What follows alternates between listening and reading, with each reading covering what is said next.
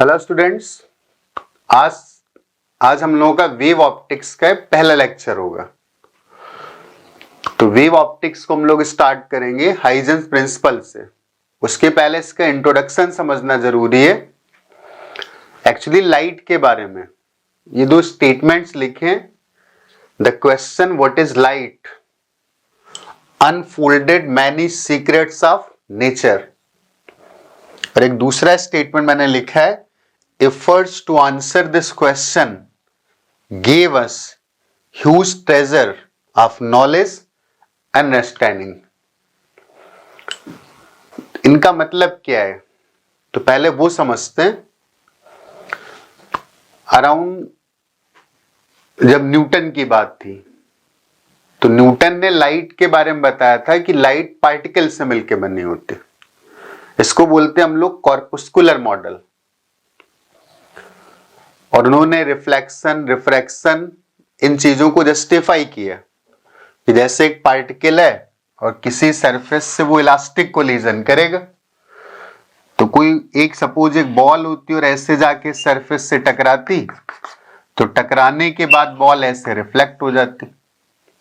अगर एक collision elastic और सरफेस यहाँ का स्मूथ है तो उस केस में एंगल ऑफ इंसिडेंस और एंगल ऑफ रिफ्लेक्शन दोनों सेम होते। और दूसरी बात, अगर कोलिजन इलास्टिक है तो कोई भी काइनेटिक एनर्जी का लॉस नहीं होगा, तो जितनी स्पीड इधर थी उतनी स्पीड इधर भी आएगी। तो न्यूटन ने अपने कॉर्पुस्कुलर मॉडल से रिफ्लेक्शन को एक्सप्लेन किया, रिफ्रैक्शन को भी एक्सप्लेन किया। कैसे कि लाइट पार्टिकल से बने और पार्टिकल जब किसी सरफेस पर पहुंचता है, और ये सरफेस एक्चुअली दो मीडियम्स को डिवाइड करता है। सपोज ऊपर एयर और नीचे वाटर है, तो लाइट डेंसर मीडियम में नॉर्मल की तरफ बेंट हो जाती है। तो उसका रीजन क्या दिया कि जब ये लाइट का पार्टिकल यहां पर पहुंचेगा तो इस मीडियम की डेंसिटी ज्यादा होने की वजह से इस पर अट्रैक्शन फोर्सेस लगेंगे और उन अट्रैक्शन फोर्सेस की वजह से लाइट बेंट हो जाएगी। तो ये तो था न्यूटन का कॉर्पुस्कुलर मॉडल। इनके कंटेम्परेरी एक साइंटिस्ट थे जिनका नाम यहां पर लिखा हुआ है, हाइजेंस प्रिंसिपल। तो इन्होंने बोला कि light may be a wave, लेकिन इनकी बात को माना नहीं गया क्योंकि उस समय न्यूटन पावरफुल थे, उन पर लोग बिलीव करते थे। तो हाइजेंस की थ्योरी हाइजेंस के रहते तक कभी मानी नहीं गई और न्यूटन की थ्योरी मानी गई। तो इस सीक्वेंस में बहुत सारी चीजें होती चली गई। पहले न्यूटन की जो थ्योरी थी वो लोग मानते रहे, साइंटिस्ट कम्युनिटी ने इसको एक्सेप्ट किया। लेकिन जब यंग का एक्सपेरिमेंट आया, यंग डबल स्लिट एक्सपेरिमेंट, अभी समझ में आएगा कि इन दो स्टेटमेंट्स का क्या मतलब। और ये जो डिस्कशन है बहुत इंपॉर्टेंट क्यों है और इसने नेचर में क्या क्या रिवील किया और क्या क्या हमारी साइंस में कंट्रीब्यूट कर दिया। एक्चुअली जो लाइट का डिस्प्यूट था, इसकी जो एनालिसिस थी, इसके बारे में जो एफर्ट्स थे, उन एफर्ट्स की वजह से आज हमारे पास क्वांटम मैकेनिक्स है और उन एफर्ट्स की वजह से आज हमारे पास इलेक्ट्रोडायनामिक्स की थ्योरी है। उन्हीं एफर्ट्स की वजह से फोटोइलेक्ट्रिक इफेक्ट जो आइंस्टीन ने एक्सप्लेन किया वो भी है। तो यंग का एक्सपेरिमेंट हुआ और फिर फ्रेस्नेल डिफ्रैक्शन एक्सपेरिमेंट हुआ। तो जब ये दोनों एक्सपेरिमेंट्स हुए, अब उस समय न्यूटन की बात को मानना जरूरी भी था क्योंकि तब तक सिर्फ ये माना जाता था कि अगर लाइट एक वेव है तो वेव को चलने के लिए एक इलास्टिक मीडिया की जरूरत है, और सन और अर्थ के बीच में बहुत बड़ा पार्ट वैक्यूम है, तो उस वैक्यूम में आखिर इस लाइट ने ट्रैवल कैसे कर लिया।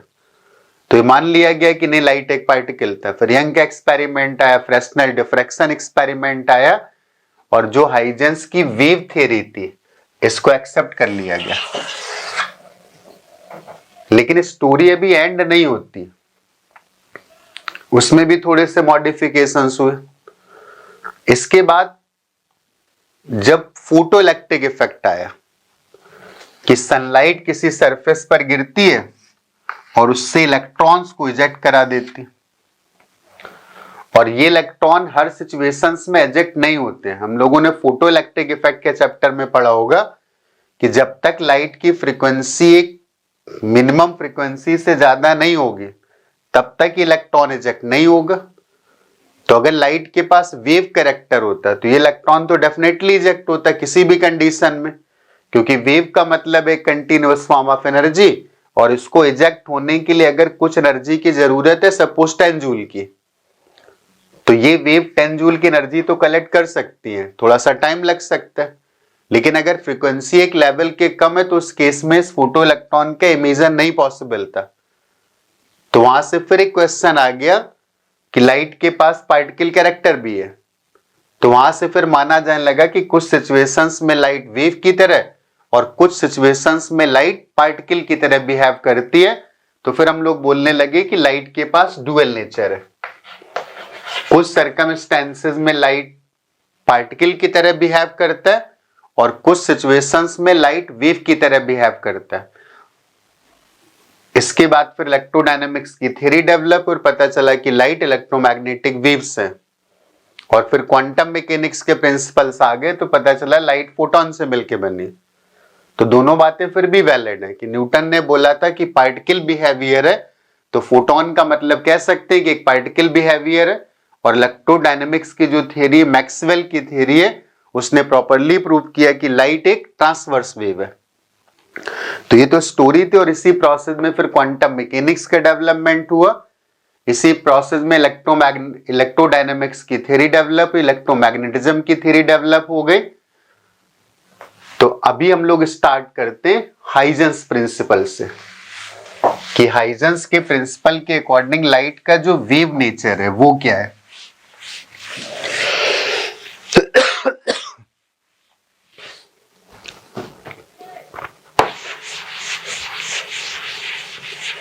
हाइजेंस ने अपना वेव मॉडल प्रेजेंट किया, और उस वेव मॉडल से रिफ्रैक्शन, रिफ्लेक्शन और टोटल इंटरनल रिफ्लेक्शन, इन सारी बातों को सेटिस्फैक्टरली एक्सप्लेन भी किया। तो हाइजन के मॉडल में क्या था, हाइजन ने लेकिन ये नहीं बताया था कि लाइट अगर वेव है तो ट्रांसवर्स वेव है, लॉन्गिट्यूडनल वेव है, इसकी कोई भी इंफॉर्मेशन नहीं दी थी। अब हाइजेंस, पहले हम लोग समझते हैं कि वेव फ्रंट क्या होता है। जैसे हाइजन ने बोला कि एक पॉइंट सोर्स है लाइट का, ये कोई सोर्स एस है, और ये सोर्स जो लाइट एमिट कर रहा है वो सभी डायरेक्शन में एमिट कर रहा है, तो इधर भी ट्रैवल करेगी, इधर भी ट्रैवल करेगी, इधर भी, और पूरा का पूरा मीडियम होमोजीनियस है, एक ही जैसा। तो किसी भी डायरेक्शन में लाइट की स्पीड पर कोई फर्क नहीं पड़ेगा।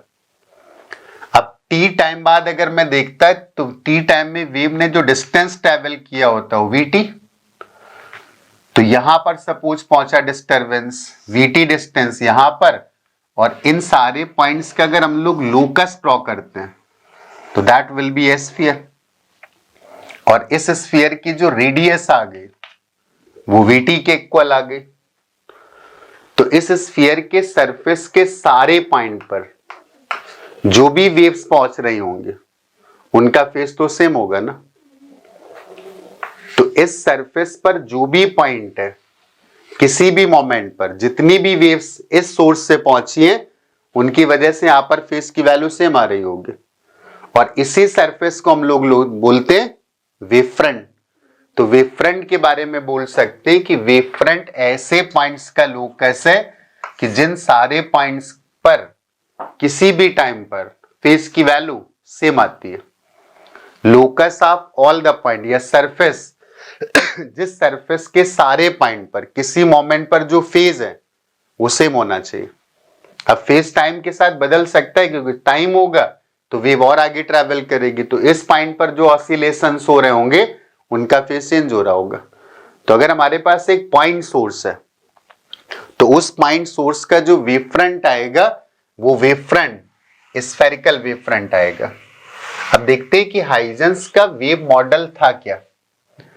तो हाइजेंस के वेव मॉडल के अकॉर्डिंग सपोज एक पॉइंट सोर्स है, तो टी टाइम में यहां पर कोई वेव फ्रंट है, और वो वेव फ्रंट कैसा है, स्फेरिकल है।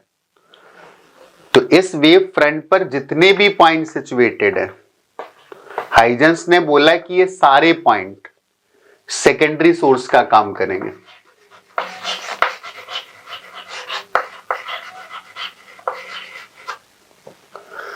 टी टाइम पर अगर हम लोगों ने एक वेव फ्रंट ऑब्जर्व किया और वो वेव फ्रंट ये वाला स्फीयर था और सोर्स एक पॉइंट सोर्स था और इस पॉइंट सोर्स की जो पोजीशन उसको मैंने बोल दिया एस,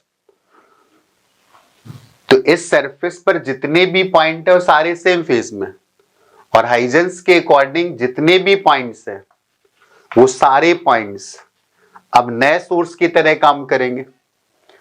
तो अगर ये एक नया सोर्स आ गया तो ये क्या करेगा, ये तो सभी डायरेक्शंस में वेव एमिट करेगा ना। तो टी टाइम में मान लेता हूं इसने जो वेव्स एमिट करी उन सारी वेव्स ने जो डिस्टेंस ट्रेवल किया होगा उस डिस्टेंस की वैल्यू वीटी के इक्वल होगी। इसका मतलब इस वाले सोर्स S1 का जो टी टाइम बाद वेव फ्रंट आ रहा होगा वो वेव फ्रंट ये वाला स्फीयर होगा। तो अगर मैं कोई दूसरा पॉइंट ले लेता सपोज यहां पर, तो टी टाइम तक इसने भी अपने चारों तरफ बहुत सारी वेव्स एमिट कर रखी होंगी और ऐसे, तो इस वाले सेकेंडरी सोर्स का जो वेव फ्रंट आएगा वो ऐसे आ रहा होगा इस तरीके से। यहां पर जो पॉइंट था वो भी एक सेकेंडरी सोर्स का काम करेगा, तो इसने भी सारी डायरेक्शंस में वेव्स को एमिट किया होगा। तो इस सेकेंडरी सोर्स का वेव फ्रंट हम लोग ऐसे मान लेते हैं इस तरीके से।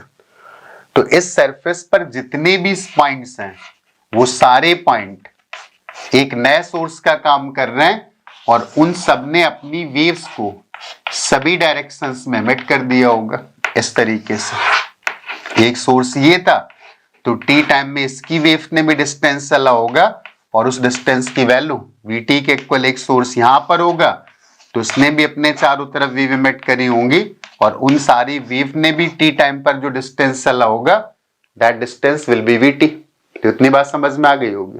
मेन सोर्स हम लोगों का एस था, एस ने जो वेव्स एमिट करी उनका वेव फ्रंट था स्फेरिकल और किसी वेव फ्रंट के जितने भी पॉइंट्स हैं वो सारे पॉइंट सेकेंडरी सोर्स का काम करेंगे और वो अपने चारों तरफ वेव्स एमिट करेंगे। हाइजेंस ने बोला कि एक ऐसा सरफेस कि जो इन सेकेंडरी वेव फ्रंट्स को टच करता है, तो ऐसे सरफेस यहां पर दो दिख रहे हैं। एक तो ये वाला स्फीयर है जो इन सारे सेकेंडरी जो वेव फ्रंट्स हैं उनको टच कर रहे हैं, लेकिन यहां पर एक और भी दिख रहा है पीछे की तरफ ये वाला। तो ये वाला स्फीयर भी इन सारे सेकेंडरी जो वेव फ्रंट्स हैं उनको टच कर रहा है। तो ये फॉरवर्ड डायरेक्शन में था और ये बैकवर्ड डायरेक्शन में था। हाइजेंस ने बोला कि बैकवर्ड सिर्फ एजम्पशन था, कोई लॉजिक नहीं दिया इसके लिए। उन्होंने बोला कि जो बैकवर्ड डायरेक्शन में सरफेस बन रहा है इसको बोलते हैं एनवेलप, इसको ही बोलते हैं एनवेलप। तो जो पीछे की तरफ एनवेलप बन रहा था उसको एज्यूम कर लिया कि वहां पर जो एम्पलीट्यूड की वैल्यू आएगी वो जीरो आएगी। एम्पलीट्यूड का मतलब उसकी वजह से कोई इंटेंसिटी नहीं आएगी, किसी भी वेव की इंटेंसिटी एनर्जी उसके एम्पलीट्यूड के स्क्वायर के प्रोपोर्शनल आती है। तो हाइजन का एजम्पशन था कि जो बैकवर्ड डायरेक्शन का वेव फ्रंट है वहां पर कोई भी एम्पलीट्यूड एग्जिस्ट नहीं करेगा और जो भी किसी सेकेंडरी सोर्स की वजह से एम्पलीट्यूड एग्जिस्ट करेगा वो केवल फॉरवर्ड वेव फ्रंट पर एग्जिस्ट करेगा। इसका मतलब था कि जो ये वाला सेकेंडरी सोर्स था उसने एक वेव यहां पर एमिट करी इस डायरेक्शन में, एक इस डायरेक्शन में एमिट करी, लेकिन उनका कहना था कि इस जगह पर एम्पलीट्यूड की वैल्यू जीरो। मतलब इस वेव के अलावा जितनी भी वेव्स यहां पर एमिट हो रही उनकी वजह से कोई भी कहीं पर भी एम्पलीट्यूड नहीं आ पा रहा है और जो एम्पलीट्यूड आ रहा है वो केवल कहां पर आ रहा है, सरफेस पर आ रहा है। और उन्होंने बोला कि जो वेव फ्रंट की नई पोजीशन है वो यही वाला एनवेलप है। तो वेव्स एक्चुअली एनवेलप, अभी एनवेलप ऐसा है तो कुछ देर बाद इस एनवेलप, ये हमारा एनवेलप वेव फ्रंट बन जाएगा और इसके जितने भी पॉइंट्स हैं वो सारे सेकेंडरी सोर्स का काम करेंगे और ये सभी डायरेक्शंस में वेव को एमिट करेंगे। लेकिन हम लोग जो बैकवर्ड वेव्स हैं उनको हाइजेंस के अकॉर्डिंग इग्नोर कर देंगे और अब की बार जो एनवेलप बनेगा वो एनवेलप कुछ ऐसे बन रहा होगा। तो एक चीज समझ में आ रही है कि जो वेव के प्रोपोगेशन की डायरेक्शन है वो वेव फ्रंट के परपेंडिकुलर है। ये वेव के प्रोपोगेशन की डायरेक्शन, और कहीं पर भी जो वेव फ्रंट बन रहा है, एनवेलप बन रहा है, ये वेव के प्रोपोगेशन की डायरेक्शन उसके परपेंडिकुलर है। हाइजेंस ने ये नहीं बताया कि अगर ये वेव है तो ट्रांसवर्स वेव है, लॉन्गिट्यूडनल वेव है। तो ये हाइजेंस का वेव मॉडल था। हाइजेंस के वेव मॉडल को फिर फ्रेस्नेल ने थोड़ा सा करेक्ट भी किया। एक्चुअली फ्रेस्नेल का क्या कहना था कि हाइजेंस का मॉडल करेक्ट है, और किसी भी पॉइंट पर जो टोटल इंटेंसिटी आएगी, टोटल एम्पलीट्यूड आएगा, वो इन सब के सुपरपोजिशन की वजह से आएगा। कि यहां पर भी सोर्स होगा, उसने ऐसे वेव एमिट करी होंगी, तो इस पॉइंट पर जो एम्पलीट्यूड एग्जिस्ट करेगा वो एक्चुअली आसपास जितने भी सोर्सेज हैं उन सब ने जो भी वेव्स एमिट करी होंगी उनका यहाँ पर इंटरफेरेंस होगा, और उस इंटरफेरेंस की वजह से जो भी एम्पलीट्यूड आएगा वो इस पोजीशन का एम्पलीट्यूड आएगा। तो मुझे लगता है हाइजेंस का वेव मॉडल समझ में आ गया होगा। हाइजेंस के वेव मॉडल का को समझने के लिए पहले में वेव फ्रंट समझना पड़ेगा। तो पॉइंट वेव फ्रंट ऐसा सरफेस है जिस सरफेस के सारे पॉइंट का फेस किसी टाइम पर कांस्टेंट रहता है। हाँ, बदल सकता है, लेकिन बदलेगा तो सबका एक ही जैसा बदलेगा। कि किसी मोमेंट पर कोई सरफेस था, उस सरफेस के सारे पॉइंट का फेस अगर मैंने बोल दिया φ1 है तो वेव फ्रंट हो गया, तो टाइम बदलेगा तो ये वाला फेस चेंज हो चुका होगा। तो हाइजेंस का वेव मॉडल था। अब हाइजेंस के वेव मॉडल से उन्होंने रिफ्लेक्शन, रिफ्रैक्शन और टोटल इंटरनल रिफ्लेक्शन, इन सारी बातों को एक्सप्लेन किया। सपोज हमारे पास कोई पॉइंट सोर्स है, तो इस पॉइंट सोर्स से सभी डायरेक्शंस में वेव एमिट होंगी। लेकिन अगर हम लोग बहुत दूर से देखें तो इस पॉइंट सोर्स का पहले तो बात करते हैं वेव फ्रंट। तो इसका जो वेव फ्रंट आएगा वो स्फेरिकल आएगा, इनको हम स्फेरिकल वेव्स बोल सकते हैं। लेकिन अगर बहुत दूर ऑब्जर्व करें कि इस सोर्स का जो वेव फ्रंट है यहां पर कैसा होगा, तो यहां पर ये वेव फ्रंट कुछ ऐसे आ रहा होगा, इस तरीके से। अगर हम लोग इस वेव फ्रंट का एक छोटा सा पार्ट काउंट करें तो दिख रहा होगा कि अगर सिर्फ इतना पार्ट काउंट करें तो ये लगभग कैसा दिख रहा है, प्लेनर। जैसे सन बहुत दूर है तो सन से अर्थ तक जो लाइट पहुंचती है तो लगभग पैरेलल आती है। तो इनका वेव फ्रंट हमें बहुत दूर से जो दिखाई देगा वो प्लेनर दिखाई देगा। और हम लोगों ने मान लिया कि ये हमारे पास एक प्लेनर वेव फ्रंट है। इसको थोड़ा सा और एक्सटेंड कर देते हैं ऐसे। तो अब की बार एक ऐसा प्लेन है जिसके सारे पॉइंट पर एम्पलीट्यूड और फेजेस सेम आ रहे हैं। तो हाइजेंस ने बोला कि वेव फ्रंट पर जितने भी पॉइंट्स होंगे वो सारे पॉइंट एक सोर्स का काम करेंगे, और इन सोर्स को हम लोग बोलेंगे सेकेंडरी सोर्स, क्योंकि एक्चुअल सोर्स तो यहां पर है ना। तो वेव फ्रंट के सारे पॉइंट एक सोर्स का काम करेंगे। इस टाइम को मान लेते हैं कि this time is t equal to t0। तो अगले t टाइम में जो ये S1 सोर्स था, इसने जो वेव्स एमिट करी होंगी वो सभी डायरेक्शंस में एमिट करी होंगी ऐसे। और हाइजेन का जम्पसन था कि कोई बैकवर्ड वेव एग्जिस्ट नहीं करेगी, बैकवर्ड डायरेक्शन में कोई एम्पलीट्यूड मतलब कोई भी एनर्जी एग्जिस्ट नहीं करेगी। तो S1 सोर्स ने राइट डायरेक्शंस में अपनी वेव्स एमिट करी, तो उनको लेकर के किस पे ड्रॉ कर देते हैं, इस डायरेक्शन की वेव यहां पर पहुंची, यहां पर पहुंची। ऐसे और भी सोर्सेज होंगे, सपोज S2, तो टाइम सेम है, स्पीड भी सेम है, तो इस सोर्स ने भी उतना ही डिस्टेंस चला। अगर ये वाली डिस्टेंस vt है, t0 टाइम पर ये वेव फ्रंट था, और फिर हम लोगों ने एक टाइम लिया जिस टाइम की वैल्यू थी t0 प्लस t, मतलब इन वेव्स को एमिट करने में t टाइम लग गया। तो इस वाले सोर्स का जो वेव फ्रंट आ गया वो ऐसे आ गया। इसने भी एमिट करी होंगे, उसका वेव फ्रंट कुछ ऐसे आ रहा होगा, इस तरीके से। तो ये डिस्टेंस vt है, ये वाली डिस्टेंस vt है, और ये डिस्टेंस भी vt आएगी। और ये प्लेन सोर्स था एक्चुअली ऐसे। तो अगर मैं एक एनवेलप ड्रॉ करता कि जो इन सारे वेव फ्रंट को टच कर रहा होता, तो वो एनवेलप कैसा होता?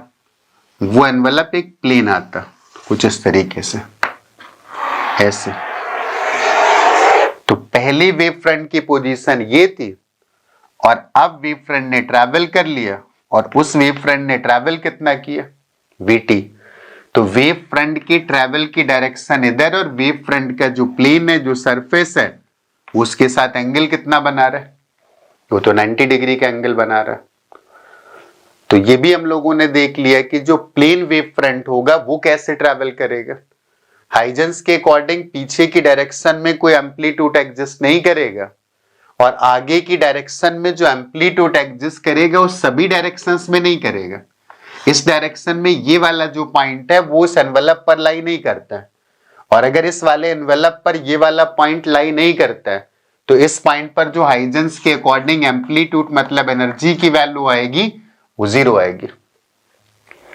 इस जगह पर आ जाते हैं, इस जगह पर, तो ये वाला पॉइंट भी इस एनवेलप पर नहीं लाई कर रहा है, और ये पॉइंट अगर इस एनवेलप पर नहीं लाई कर रहा है, तो इस वाले पॉइंट पर एम्पलीट्यूड मतलब एनर्जी की वैल्यू भी कितनी आएगी? 0।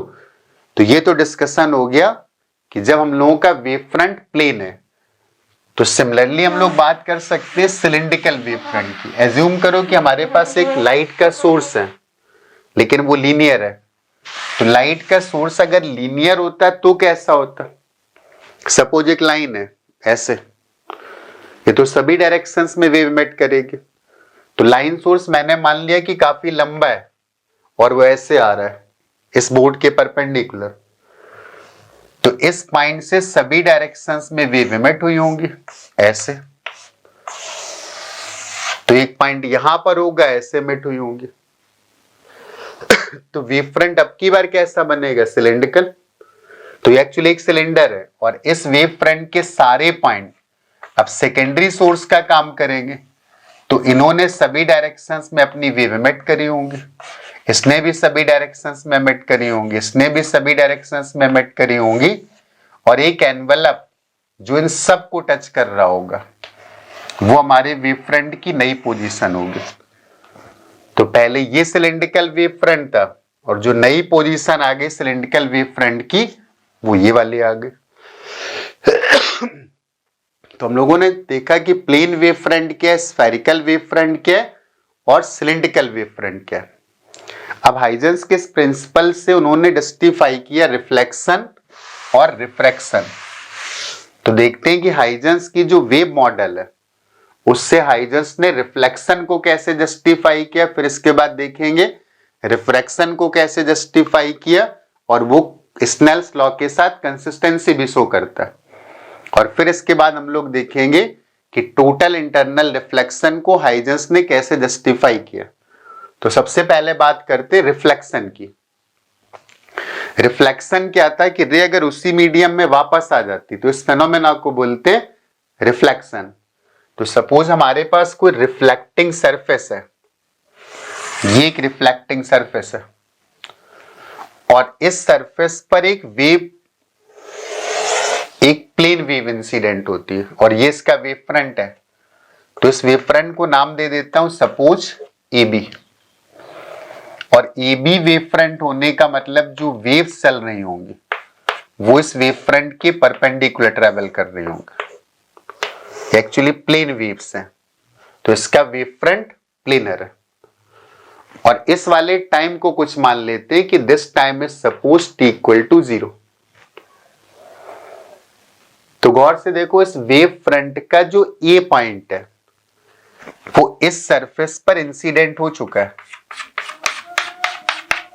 ये रिफ्लेक्टिंग सरफेस, सपोज कोई मिरर रखा हुआ है, प्लेन मिरर रखा हुआ है, तो इस वेव फ्रंट का जो ए पॉइंट है वो तो इस मिरर पर इंसिडेंट हो चुका है, और लास्ट वाला पॉइंट फिलहाल यहां पर। तो कुछ देर बाद अगर ये प्लेन मिरर ना होता तो ये वेव फ्रंट थोड़ा सा ट्रैवल कर चुका होता। अगर टी टाइम देते तो उसने वीटी का डिस्टेंस ट्रैवल किया होता, रादर सीटी का, क्योंकि वैक्यूम में जो लाइट ट्रैवल करती है सी की स्पीड से ट्रैवल करती है। तो टी टाइम बाद ये जो वेव फ्रंट था उसने जो डिस्टेंस ट्रेवल किया होता वो तो ct चला होता, लेकिन ये वाली वेव इधर नहीं ट्रेवल कर पाएगी। तो इस समय ये वाला जो पॉइंट था ये तो नए सोर्स का काम कर रहा होगा, तो टी टाइम में इसने अपने चारों तरफ वेव इमिट करी होंगे और उन वेव्स ने डिस्टेंस कितना चला होगा ct। तो यहां से ct रेडियस का एक स्फीयर ड्रॉ कर देते हैं ऐसे। एक्चुअली जितने भी पॉइंट्स होंगे यहां पर ए बी और एक और मान लेते हैं, सपोज यहां पर सी, ये सी मैंने लाइट की स्पीड को लिया तो इस पॉइंट को बोल देते हैं सपोज डी। तो इस डी वाले पॉइंट ने जो वेव्स एमिट करी होंगी, सेकेंडरी वेव ऐसे तो एमिट करी होंगी, तो टी टाइम बाद इसने भी एमिट करी होंगी, जितने भी पॉइंट्स यहां पर लाई करेंगे उन सारे पॉइंट्स ने वेव एमिट करी होंगी। कुछ देर बाद ये बी वाला पॉइंट, जो बी वाले पॉइंट पर वेव थी वो तो यहां पर पहुंच चुकी होगी, इसको मान लेते हैं सपोज b1। और यहां तक का जो टाइम था वो सपोज मान लेते हैं टी डैश, तो ये वाला जो डिस्टेंस आ रहा होगा वो ct डैश आ रहा होगा। इस वेव फ्रंट का B point time t equal to T dash पर जस्ट यहां पर, तो अब इसने वेव एमिट करना शुरू किया होगा लेकिन अभी मैंने टाइम और नहीं दिया, तो इसका जो वेव फ्रंट आएगा इस सोर्स का उसकी रेडियस अभी 0 होगी, टाइम मिलेगा तो इसकी रेडियस बढ़ती चली जाएगी। लेकिन टी डैश टाइम में इस वाले पॉइंट ने जो वेव एमिट करी होगी उसने तो ct डैश का डिस्टेंस ट्रेवल कर लिया होगा, तो ct डैश रेडियस का हम लोग एक स्फीयर और ड्रॉ कर लेते हैं ऐसे। ये कौन सी वाली वेव्स है जो यहां से चली थी ऐसे, इस वाले सोर्स से, और हम लोग बात किस टाइम की कर रहे हैं टी डैश टाइम की कर रहे हैं। तो टी डैश टाइम पर ये वाला पॉइंट तो यहां पर पहुंचा होगा ना, अब ये नए सोर्स का काम कर रहा होगा और इसने टी डैश टाइम में अपना जो वेव फ्रंट क्रिएट कर दिया होगा ये क्रिएट कर दिया होगा, लेकिन इन्वेलप क्या होना चाहिए अब अगर सपोज मैं बात करता बीच में कोई और पॉइंट ले लो तो सबसे ज्यादा टाइम इसे लगेगा और जो यहां पर वेव थी उसको यहां तक पहुंचने में थोड़ा सा कम टाइम लगा होगा। तो जब ये यहां पर पहुंची होगी तो इसके बाद इसको कुछ और टाइम मिल गया होगा, तो उसने अपना भी वेव फ्रंट बना दिया होगा इस तरीके से कुछ ऐसे। तो जो इन्वेलप आएगा वो इन सबको टच करना चाहिए। तो अभी इसका स्फीयर, इसकी रेडियस 0 है, तो यहां से फिर एक सरफेस ड्रॉ करते हैं जो इन सबको टच करता हुआ जाएगा ऐसे। तो इस वाली पॉइंट से जो वेव पहुंची वो यहां पर पहुंच गई और ये वाली जो डिस्टेंस थी वो ct डैश थी।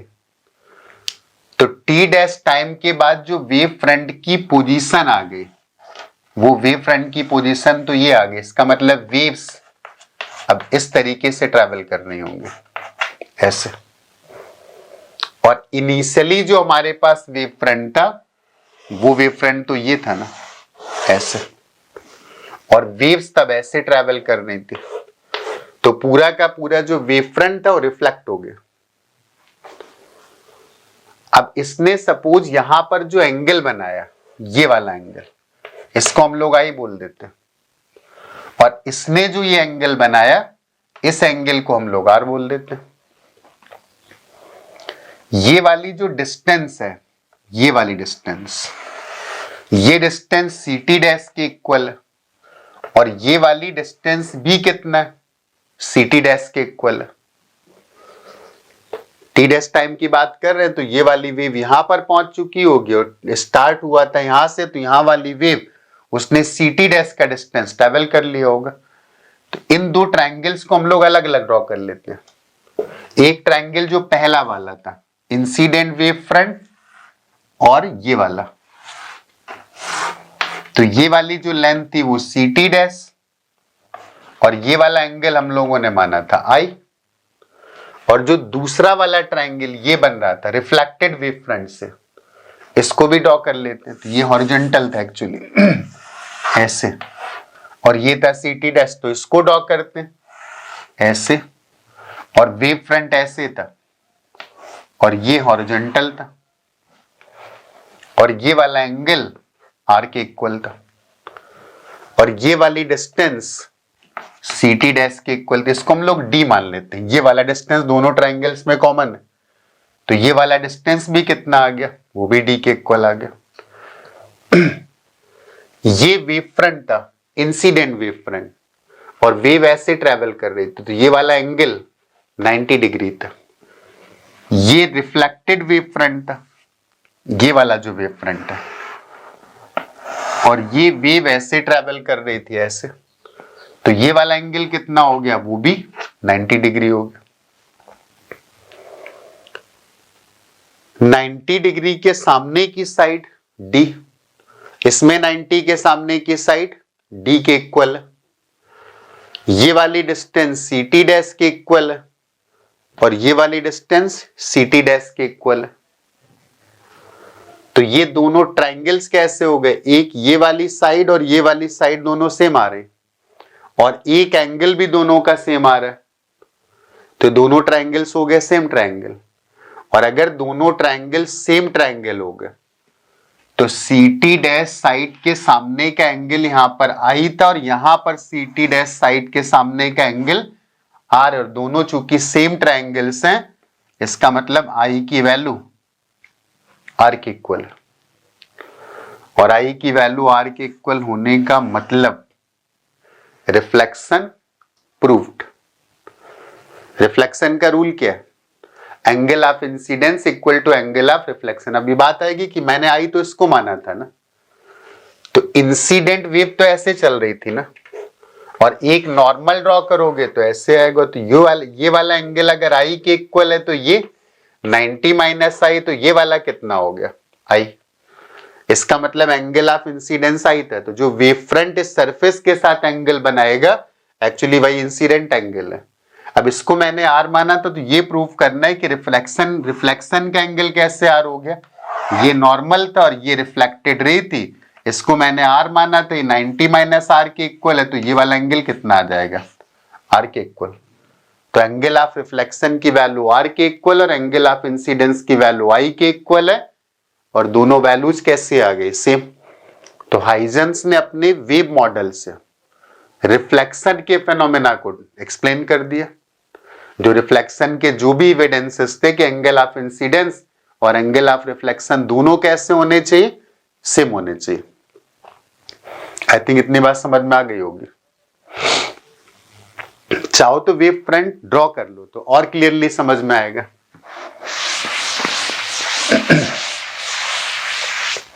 जैसे अगर यहां पर चीजों को और ढंग से समझना है तो पहले सीखो वेव फ्रंट ड्रॉ कैसे करते हैं।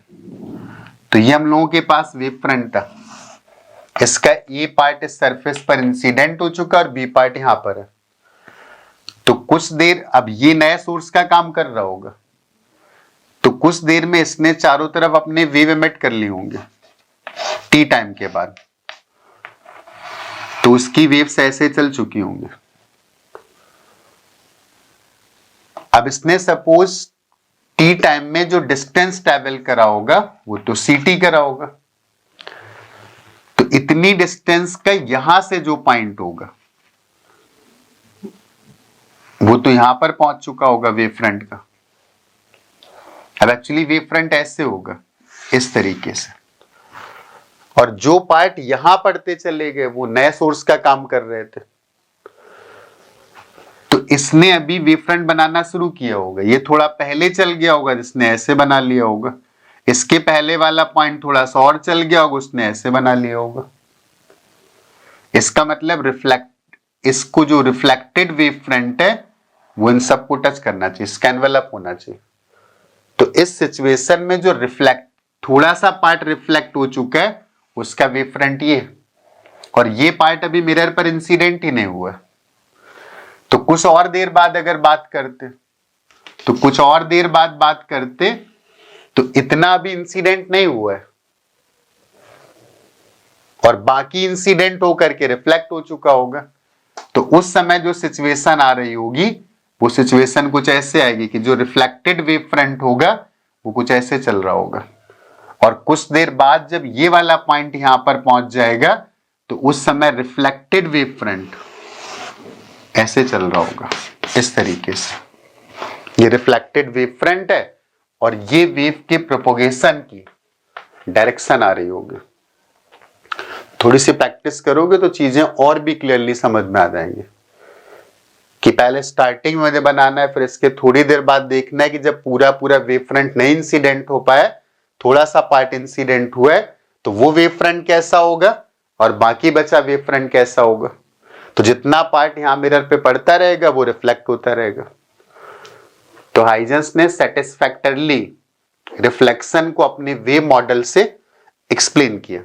हाइजेंस का जो वेव मॉडल था उसके अकॉर्डिंग लाइट का जो भी सोर्स है वो वेव एमिट करेगा, और वेव फ्रंट का मतलब ऐसा सरफेस, ऐसे पॉइंट का लोकस कि जिस पॉइंट पर उस सरफेस के सारे पॉइंट पर फेज की वैल्यू सेम आएगी, और उस सरफेस के सारे पॉइंट नए सोर्स का काम करेंगे और वो सारे पॉइंट सोर्स सभी डायरेक्शंस में वेव को एमिट करेंगे, और उन सोर्सेस को बोलते हैं सेकेंडरी सोर्स। तो सेकेंडरी सोर्स के जो वेव फ्रंट्स बन रहे होंगे उनका जो इन्वेलप होगा, एक ऐसा सरफेस जो उन सब के टेंजेंशियल होगा, वो वेव फ्रंट की नई पोजीशन होगी, और उन सेकेंडरी सोर्सेस की वजह से जो एम्पलीट्यूड एग्जिस्ट करेगा, जो इंटेंसिटी एनर्जी एग्जिस्ट करेगी, केवल वही एग्जिस्ट करेगी जहां पर वो एनवेलप है, और बाकी सब जगह एम्पलीट्यूड की वैल्यू 0 आएगी और बैकवर्ड वेव का कोई भी कॉन्सेप्ट नहीं होगा। तो हाइजेंस ने अपने वेव मॉडल से रिफ्लेक्शन के फिनोमेना को जस्टिफाई किया, एक्सप्लेन किया। तो देखते हैं कि रिफ्लेक्शन का फिनोमेना हाइजेंस के वेव मॉडल से क्या। जैसे न्यूटन ने बोला था कि जैसे कोई पार्टिकल एक स्मूथ सरफेस पर इलास्टिक कोलिजन करता है तो एंगल ऑफ इंसिडेंस और एंगल ऑफ रिफ्लेक्शन सेम होंगे, और kinetic energy before collision, kinetic energy after collision same. इसका मतलब इनिशियल स्पीड और फाइनल स्पीड की वैल्यू सेम आएगी। तो वेव मॉडल से हाइजेंस ने अपना रिफ्लेक्शन का कॉन्सेप्ट डिस्कस किया और रिफ्लेक्शन के लॉज को प्रूव किया। रिफ्लेक्शन का एक ही लॉ है कि एंगल ऑफ इंसिडेंस और एंगल ऑफ रिफ्लेक्शन की वैल्यू सेम आएगी। इंसिडेंट रे, रिफ्लेक्टेड रे एक प्लेन बना रहे होंगे और उसी प्लेन में वहां पर नॉर्मल भी एग्जिस्ट करेगा। तो देखो, समझते हैं कि हाइजेंस के वेव मॉडल से हाइजेंस ने अपने रिफ्लेक्शन के फिनोमेना को कैसे जस्टिफाई किया। ये सपोज एक सरफेस है और ये एक पॉलिश सरफेस है, तो इस साइड पर हम लोग इसको पॉलिश कर देते हैं। अब इस सरफेस पर कोई लाइट वेव इंसिडेंट हो रही, तो जो लाइट वेव इंसिडेंट हो रही थी उसका वेव फ्रंट बना लेते हैं, और वो वेव फ्रंट मैंने ले लिया प्लेनर। तो ये एक वेव फ्रंट है और इस वेव फ्रंट को नाम दे देते हैं ए बी, और इस वेव फ्रंट ने सरफेस के साथ जो एंगल बनाया, इस एंगल को मान लेते हैं कि दिस इज आई। अगर ये एक प्लेनर वेव फ्रंट है, इसका मतलब जो वेव्स होंगी वो इसके परपेंडिकुलर ट्रैवल कर रही होंगी। तो वेव का प्रोपोगेशन कुछ ऐसे हो रहा होगा, ऐसे कि लाइट वेव्स है, ये इसका मिडिल पॉइंट, इसको सपोज मैं एक डी नाम दे देता हूं। ये ए बी एक वेव फ्रंट है और ये लाइट वेव की ट्रैवल करने की डायरेक्शन है। ये वेव फ्रंट प्लेनर है और ये वेव फ्रंट इस मिरर के साथ जो एंगल बना रहा है उस एंगल की वैल्यू को हम लोगों ने ले लिया क्या, आई। अब एक बात नोटिस करते हैं कि इस वेव फ्रंट का जो ए पॉइंट है वो तो मिरर पर इंसिडेंट हो चुका है, तो ये जो ए पॉइंट होगा अब ये एक नए सोर्स का काम करेगा। अब इसको सिंपली समझना है तो कुछ ऐसे मान लेते हैं, मान लेते हैं कि इस वेव फ्रंट का जो बी पॉइंट है ये तो आगे चलेगा, तो बी पॉइंट वाली वेव जब यहां पर पहुंचेगी इसको मान लेते हैं बी डैश। तो उसको सपोज मैंने बोल दिया कि 10 सेकेंड का टाइम लग गया, फॉर एग्जाम्पल मैंने बोल लिया टाइम लग गया टी। तो अगर ये वैक्यूम था मतलब एयर थी, तो एयर में लाइट की स्पीड क्या आएगी, वो तो सी के इक्वल आएगी। और मैंने फॉर एग्जाम्पल समझाने के लिए मान लिया कि बी पॉइंट को इस मिरर तक पहुंचने में 10 सेकेंड का टाइम लगेगा। तो मैं बात करता 1 सेकेंड की, तो इसको 10 पार्ट में डिवाइड कर देते हैं।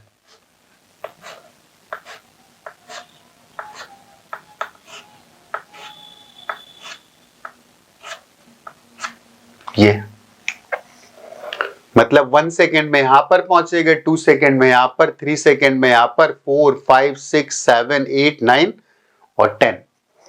तो 10 सेकेंड में बी वाला वेव इस बी डैश पर पहुंच जाएगा। सपोज हम लोग बात करते time T equal to 1 second की, ये सिचुएशन तो टाइम टी इक्वल टू 0 की है ना। तो time T equal to 1 second पर इन सब ने जो डिस्टेंस चला होगा कितना चला होगा, सी इंटू टी, और टी की वैल्यू 1। तो ये मैंने मान लिया कि ये सी डिस्टेंस है, दिस इज इक्वल टू सी। तो ये वाली वेव्स ऐसे, ये वेव फ्रंट यहां पर पहुंच चुका होगा ऐसे, इतना पार्ट। अब इसको जस्टिफाई कर सकते हैं हाइजन से, कैसे, इन सारे पॉइंट, ये सारे पॉइंट सेकेंडरी सोर्सेज हैं, तो इन सब ने अपनी अपनी वेव एमिट करी और वो वेव ऐसे आ रही थी और ये एनवलप बन गया। लेकिन डिस्कशन केवल इतने वेव फ्रंट का था कि ये वाला वेव फ्रंट यहां पर पहुंच गया। लेकिन एक बात और समझते हैं कि टाइम टी इक्वल टू 0 पर ए पर वेव गिर चुकी थी, तो अब इसका सोर्स तो ये होगा ना, तो इसने अपनी वेव्स को एमिट करना शुरू कर दिया होगा। और ये वाला सरफेस अगर पॉलिश्ड है तो वेव इस डायरेक्शन में एमिट नहीं होगी, तो इसने जो वेव एमिट करी होंगी उन वेव्स ने डिस्टेंस चला होगा। अब इतने पार्ट को मैं अलग थोड़ा सा इनलार्ज करके दिखा रहा हूं। तो अगर इनलार्ज करके देखते हैं तो कुछ ऐसे कि ए वाला पॉइंट था और ये वाला पॉइंट कुछ भी मान लेते हैं, सपोज ई वाला पॉइंट, तो ये वाला पॉइंट ई वाला पॉइंट था। 1 सेकेंड का टाइम लगा है, तो 1 सेकेंड में इसने जो वेव सबमिट कर दी होंगे उन्होंने डिस्टेंस कितना चला होगा, ct। टी की वैल्यू कितनी आएगी, 1। तो हम लोग ct रेडियस का एक स्फीयर ड्रॉ कर लेते हैं ऐसे ऐसे, और t की वैल्यू है 1। और जो यहां पर वेव पहुंची है, ये सिचुएशन है टाइम t इक्वल टू 1 पर, तो ये वाला वेव फ्रंट जस्ट ई पॉइंट पर जस्ट एंटर किया, टच किया है, तो इस सोर्स को अभी वेव से एमिट करना है, तो इसने जो स्फीयर बनाया होगा उसकी रेडियस होगी 0। अब बीच में सपोज एक पॉइंट और ले लेते हैं, सपोज ये पॉइंट था,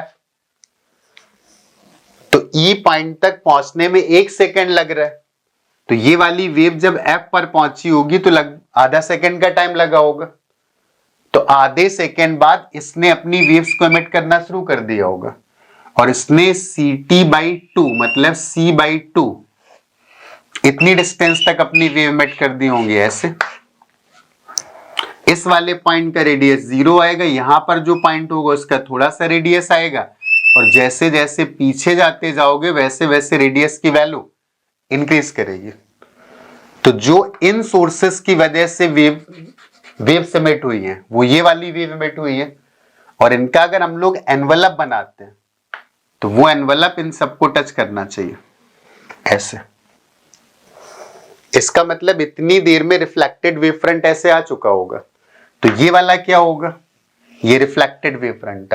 किस पार्ट का रिफ्लेक्टेड वेव फ्रंट, इतने पार्ट का। इसको मैंने लार्ज करके देखा है, तो अगर मैं 10 सेकेंड अगर बी पॉइंट्स वाली रे को बी डैश पर पहुंचने में लगता है और मैं 5 सेकेंड का टाइम लेता, तो इतनी बात समझ में आ गई होगी। तो इस वाले पार्ट को फिलहाल मैं हटा देता हूं। ऐसे। अब बात करते हैं कि 5 सेकेंड पर क्या हो रहा होगा। तो अगर हम लोग 5 सेकेंड की बात करें तो 5 सेकेंड पर ये वाली वेव तो यहां पर 1 2 3 4 5 यहां पर पहुंची होगी और इस वाले ने इसको टच कर लिया होगा। इसका मतलब ये वाला वेव फ्रंट अभी मिरर पर, इस वाले वेव फ्रंट का जो ये वाला पॉइंट था वो अभी इस time t equal to 5 second पर, आई थिंक सारी बात समझ में आ रही होगी। 5 सेकेंड में ये वाली वेव यहां पर पहुंचेगी और ये वाली वेव यहां पर पहुंचेगी और इस वाले वेव फ्रंट का कोई भी हिस्सा भी मिरर पर नहीं पड़ा होगा एक्सेप्ट डी। लेकिन 5 सेकेंड के टाइम में ये वाली वेव यहां से टकरा करके वो तो रिफ्लेक्ट भी हो गई होंगी। तो 5 सेकेंड में ये जो डिस्टेंस आ रहा होगा ये कितना आएगा c इंटू 5, तो इसको हम लोग बोल देते हैं 5c। तो ये भी कितना हो गया 5c हो गया। अभी 5 सेकेंड के टाइम पर इस मोमेंट पर इसने तो सोर्स का काम करना शुरू किया होगा ना, तो इसका जो वेव फ्रंट होगा वो स्फीयर होगा लेकिन उसकी रेडियस अभी कितनी होगी 0। लेकिन इस वाले सोर्स ने टाइम t इक्वल टू 0 पर वेव्स को एमिट करना शुरू कर दिया होगा। तो 5 सेकेंड में इसने जो डिस्टेंस वेव की ट्रेवल करा दी होगी वो 5c। तो 5c रेडियस का यहां पर एक सर्किल ड्रॉ कर लेते हैं ऐसे। ये वाली जो वेव्स हैं वो इस सोर्स से जा रही होंगी, इस वाले सोर्स से, और इस सोर्स ने वेव को एमिट करना कब स्टार्ट किया था टाइम t इक्वल टू 0 पर।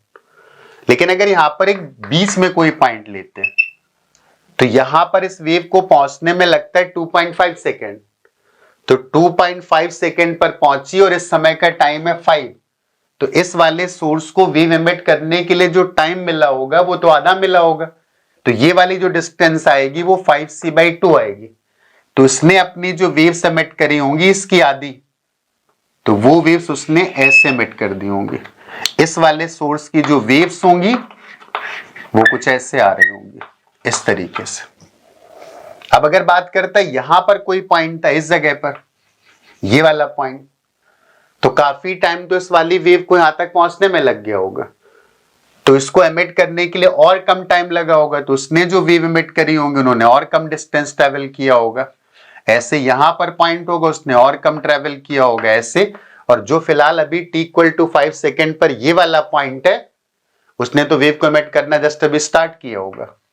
तो इन सबको अगर टच कराते हैं, एक एनवेलप बनाते हैं, तो वो एनवेलप कुछ ऐसे आ रहा होगा। तो अब ये वाला इन सोर्सेस की वजह से जो भी सेकेंडरी वेव्स हैं उनका एनवेलप तो यही। तो t इक्वल टू 5 सेकेंड पर ये वाला जो हिस्सा था इतना रिफ्लेक्टेड वेव फ्रंट, और ये वाला पार्ट अभी भी इंसिडेंट नहीं हुआ है। तो इतनी बात अगर समझ में आ गई तो हम लोग अब डायरेक्टली बात कर सकते हैं कि जिस समय बी वाला पॉइंट, बी वाले पॉइंट की रे बी डैश पर पहुंच जाएगी उस समय वेव फ्रंट पूरी तरीके से रिफ्लेक्ट हो चुका होगा। तो ये हम लोगों का मिरर था। इस वाले सरफेस को हम लोगों ने पॉलिश कर दिया, आई थिंक समझ में आ गया होगा। और यहां पर एक वेव फ्रंट इंसिडेंट करा रहे हैं और वो वेव फ्रंट ये था, और इस वेव फ्रंट को नाम दे देते हैं सपोज AB। और इस वेव फ्रंट ने जो एंगल बनाया है इस एंगल की वैल्यू को सपोज हम लोग मान लेते हैं I के इक्वल। तो ये अगर वेव फ्रंट है तो जो लाइट रेज आ रही होंगी वो इसके परपेंडिकुलर इस तरीके से, क्योंकि वेव फ्रंट एक ऐसा सरफेस है जो वेव के प्रोपोगेशन के परपेंडिकुलर होता है। और ये टाइम मान लेते हैं t इक्वल टू 0। तो t इक्वल टू 0 पर इस मिरर पर एक प्लेन वेव फ्रंट इंसिडेंट होता है और उसका ए पार्ट इस समय मिरर के साथ इंसिडेंट हो चुका है। मैं मान लेता हूं t टाइम में ये b वाली रे इस जगह पर पहुंच चुकी होगी, इसको मान लेते हैं B1। तो t टाइम में इसने जो डिस्टेंस चल ली होगी उस डिस्टेंस की वैल्यू ये तो CT के इक्वल आएगी।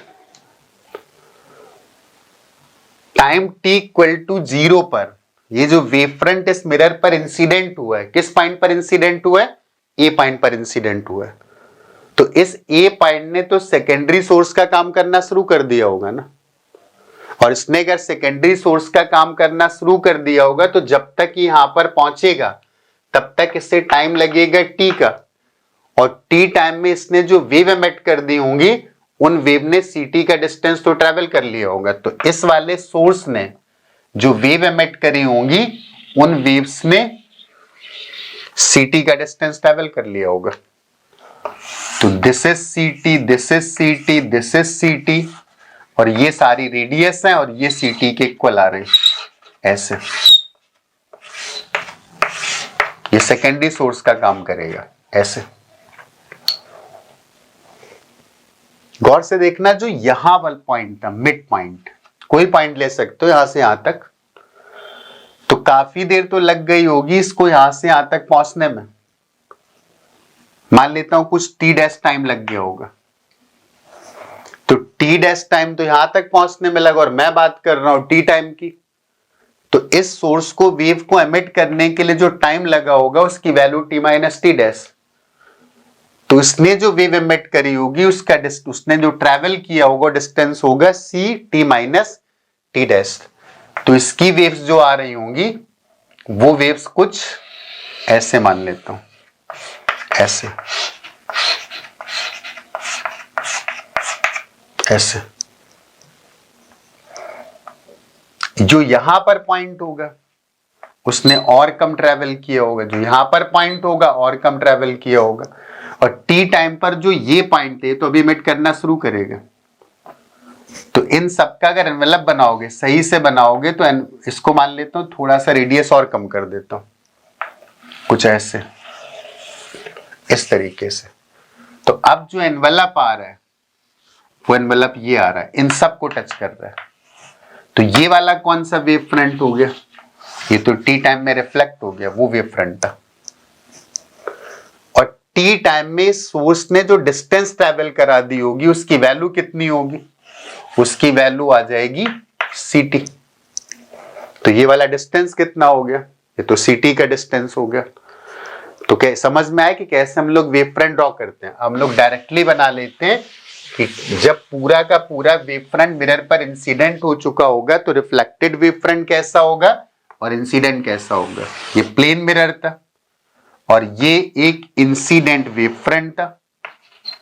ये इंसिडेंट वेव फ्रंट है और इसका नाम रख देते हैं ए बी। और इसको जो टी टाइम में डिस्टेंस चलना था, ये वेव फ्रंट है, इसको थोड़ा सा डार्क कर देते हैं ऐसे। तो टी टाइम में इसने जो डिस्टेंस ट्रेवल किया होगा उसकी वैल्यू आएगी सीटी। तो जो रिफ्लेक्टेड वेव फ्रंट होगा वो रिफ्लेक्टेड वेव फ्रंट कुछ ऐसे आ रहा होगा, ऐसे।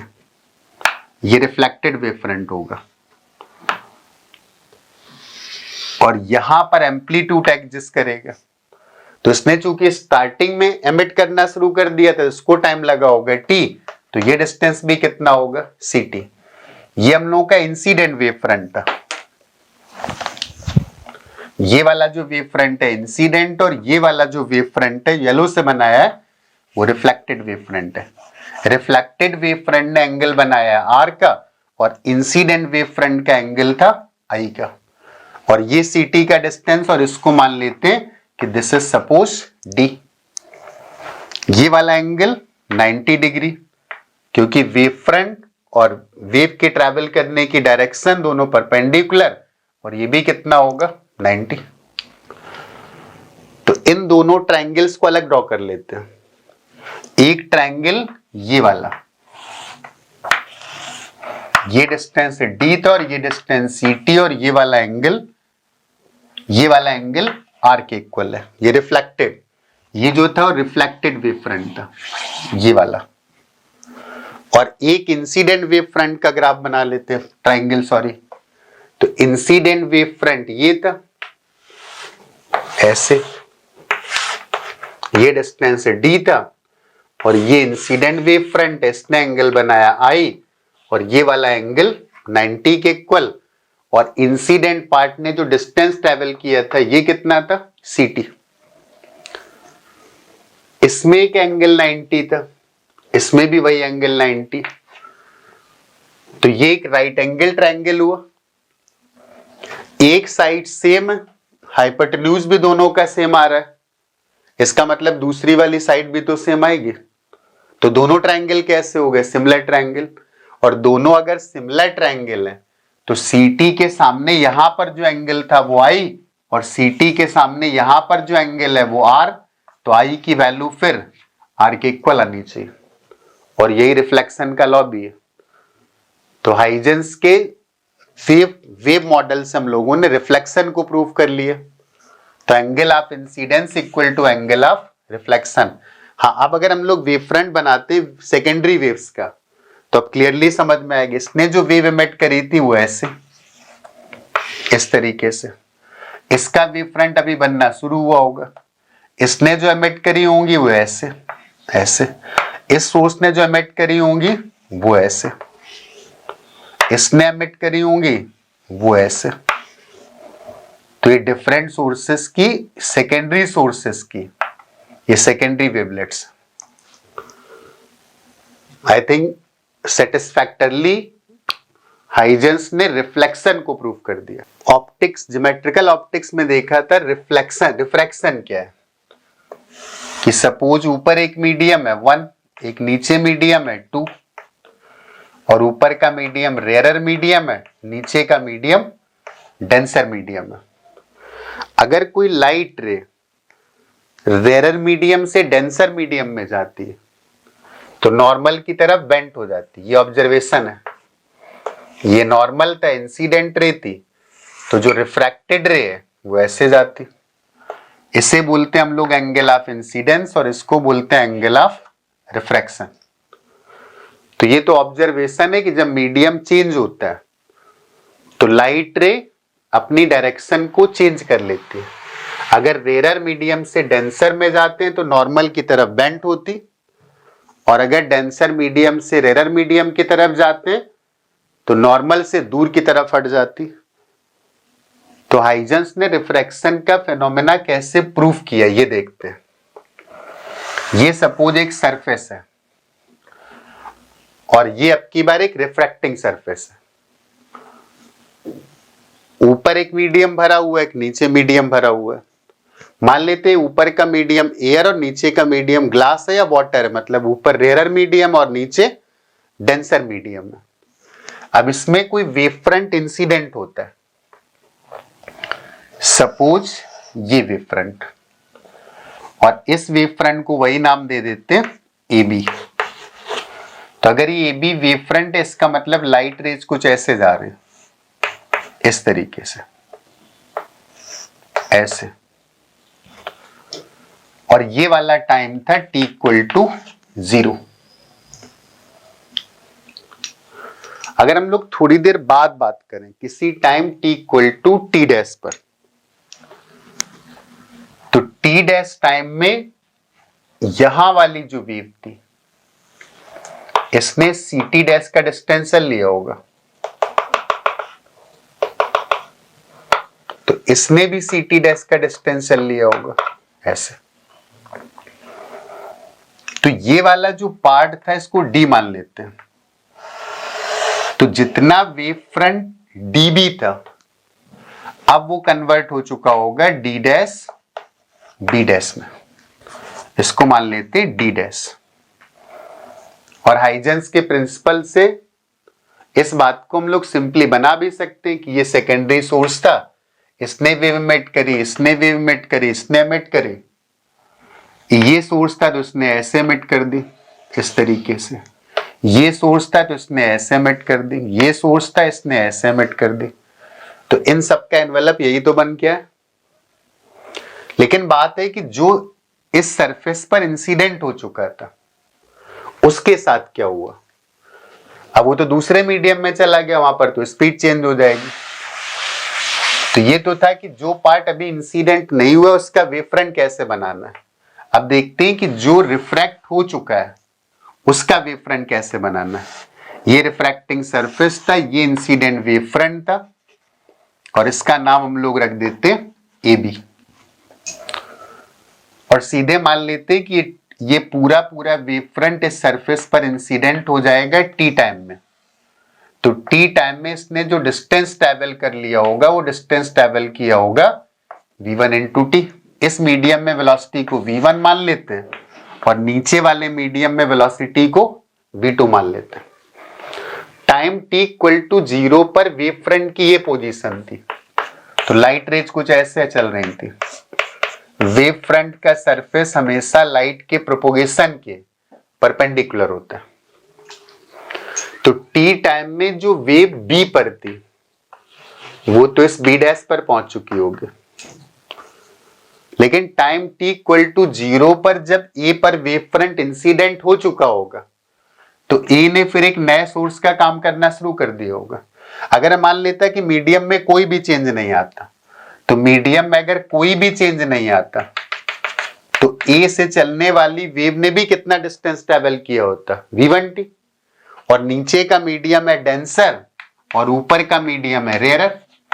तो डेंसर मीडियम में जो स्पीड होती है रेयरर मीडियम की स्पीड से कम आती है, ऑब्जर्वेशन। तो अगर नीचे का मीडियम डेंसर था तो ये वाली डिस्टेंस कितनी आती, ये वाली डिस्टेंस आती v1t अगर मीडियम चेंज ना होता। तो इस सोर्स ने जो वेव एमिट करी वो कितनी स्पीड से चल रही है, अगर मीडियम ना चेंज होता तो v1 से चलती, और मीडियम चेंज हो रहा है तो अब कितने से चलेगी, v2 से, और v2 की वैल्यू v1 से छोटी। इसका मतलब यहां से जो वेव चली होगी उसने थोड़ा सा कम डिस्टेंस ट्रेवल किया होगा और वो डिस्टेंस होगा v2t। तो इस वाले सोर्स ने जो वेव्स एमिट करी होंगी वो कुछ ऐसे एमिट करी होंगे, ऐसे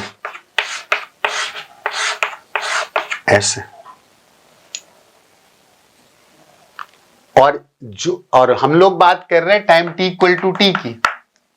तो time t equal to T पर ये वाला पार्ट तो यहां पर जस्ट इंसिडेंट हुआ है और अभी इसको सेकेंडरी वेव एमिट करने के लिए कोई टाइम नहीं मिला है। इसका मतलब यहां जो स्फीयर बन रहा होगा उसकी रेडियस तो 0 होगी।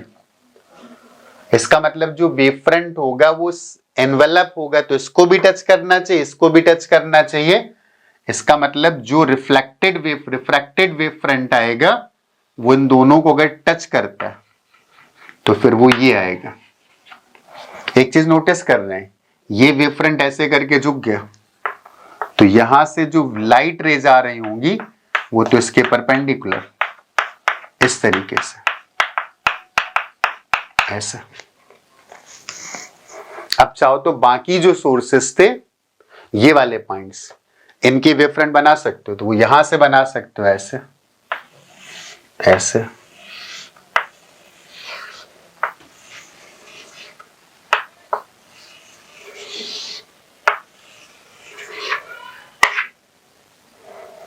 इस सोर्स ने ये एमिट किया वेव फ्रंट, इसने ये एमिट किया, इस वाले सोर्स ने ये एमिट किया, इस वाले सोर्स ने ये एमिट किया, और इसको नाम दे देते हैं सपोज ए डैश।